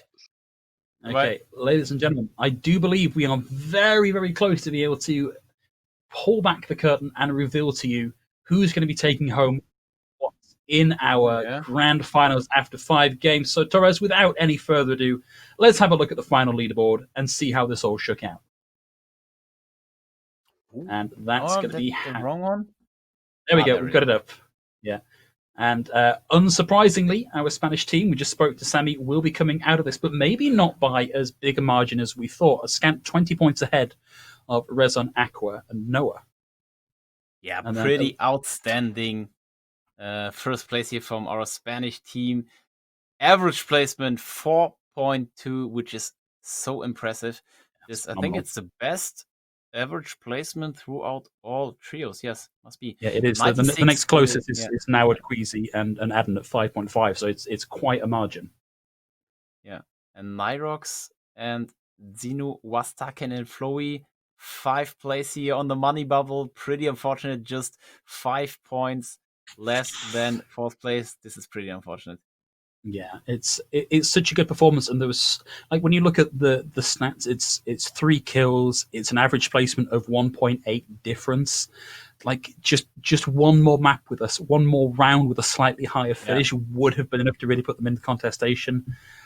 Really unfortunate because it's such a consistent showing, and it's so close to us. Yeah, and also 2nd place, Reason, Aqua, and Noah. They have an average placement from 11.0, which is more than twice than from our Spanish guys. And yeah, there you can see consistency was key today. Yeah, it's very tempting to say like you've got to be the high fragging team to really work this out, but that final round where because they placed so low and because they got so few kills because they were taken out so early, that's absolutely what did for them. Like they just you can have these big pop off moments, but if you also have games like their game 5, it's just not going to cut it. You've got to be getting both placements and kills. But still, I think an exceptional performance for that team. 117 kills, like beating the number 1 team in kills by more than 20 points is kind of crazy, Doris. Yeah, it's kind of crazy. I mean, very deserved 100%. What a performance from our Spanish guys. Dennis, the in-game leader, and you heard it. They switched their landing spot. They tried to land south, or not? It is west of Misty Meadows, the disco. They switched it, and it was the right move there. Yeah, absolutely.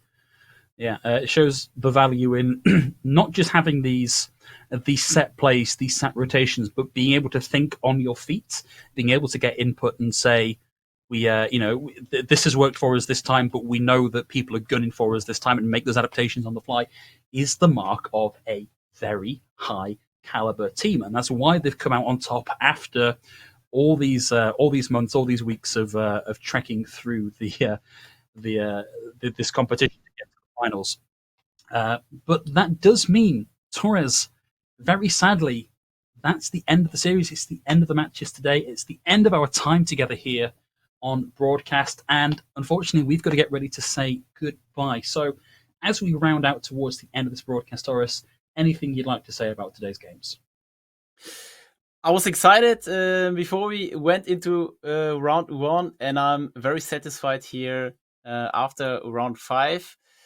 A lot of things I've expected here, a lot of new things we learned again here, trying to go into the new season, learning the new meta. And I was shocked that I didn't see a single combat shotgun, because the combat shotgun back in the days was a hell of a good shotgun.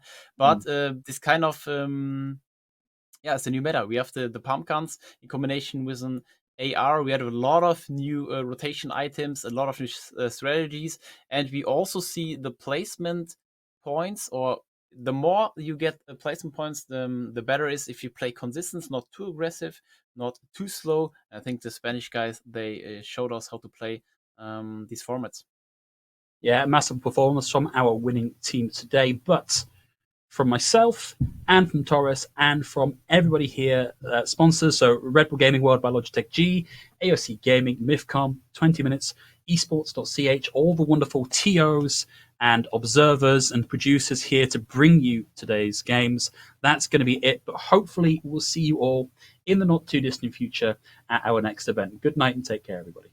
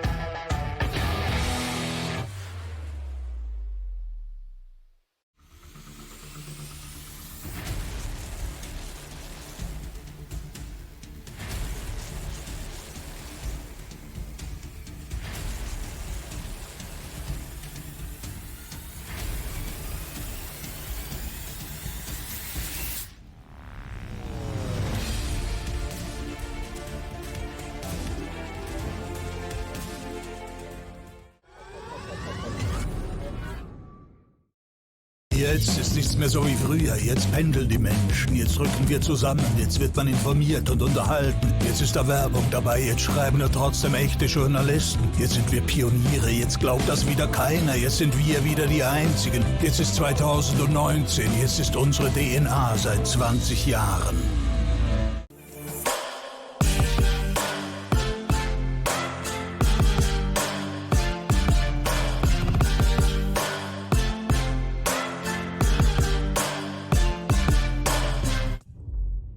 esports.ch. Powered by UPC.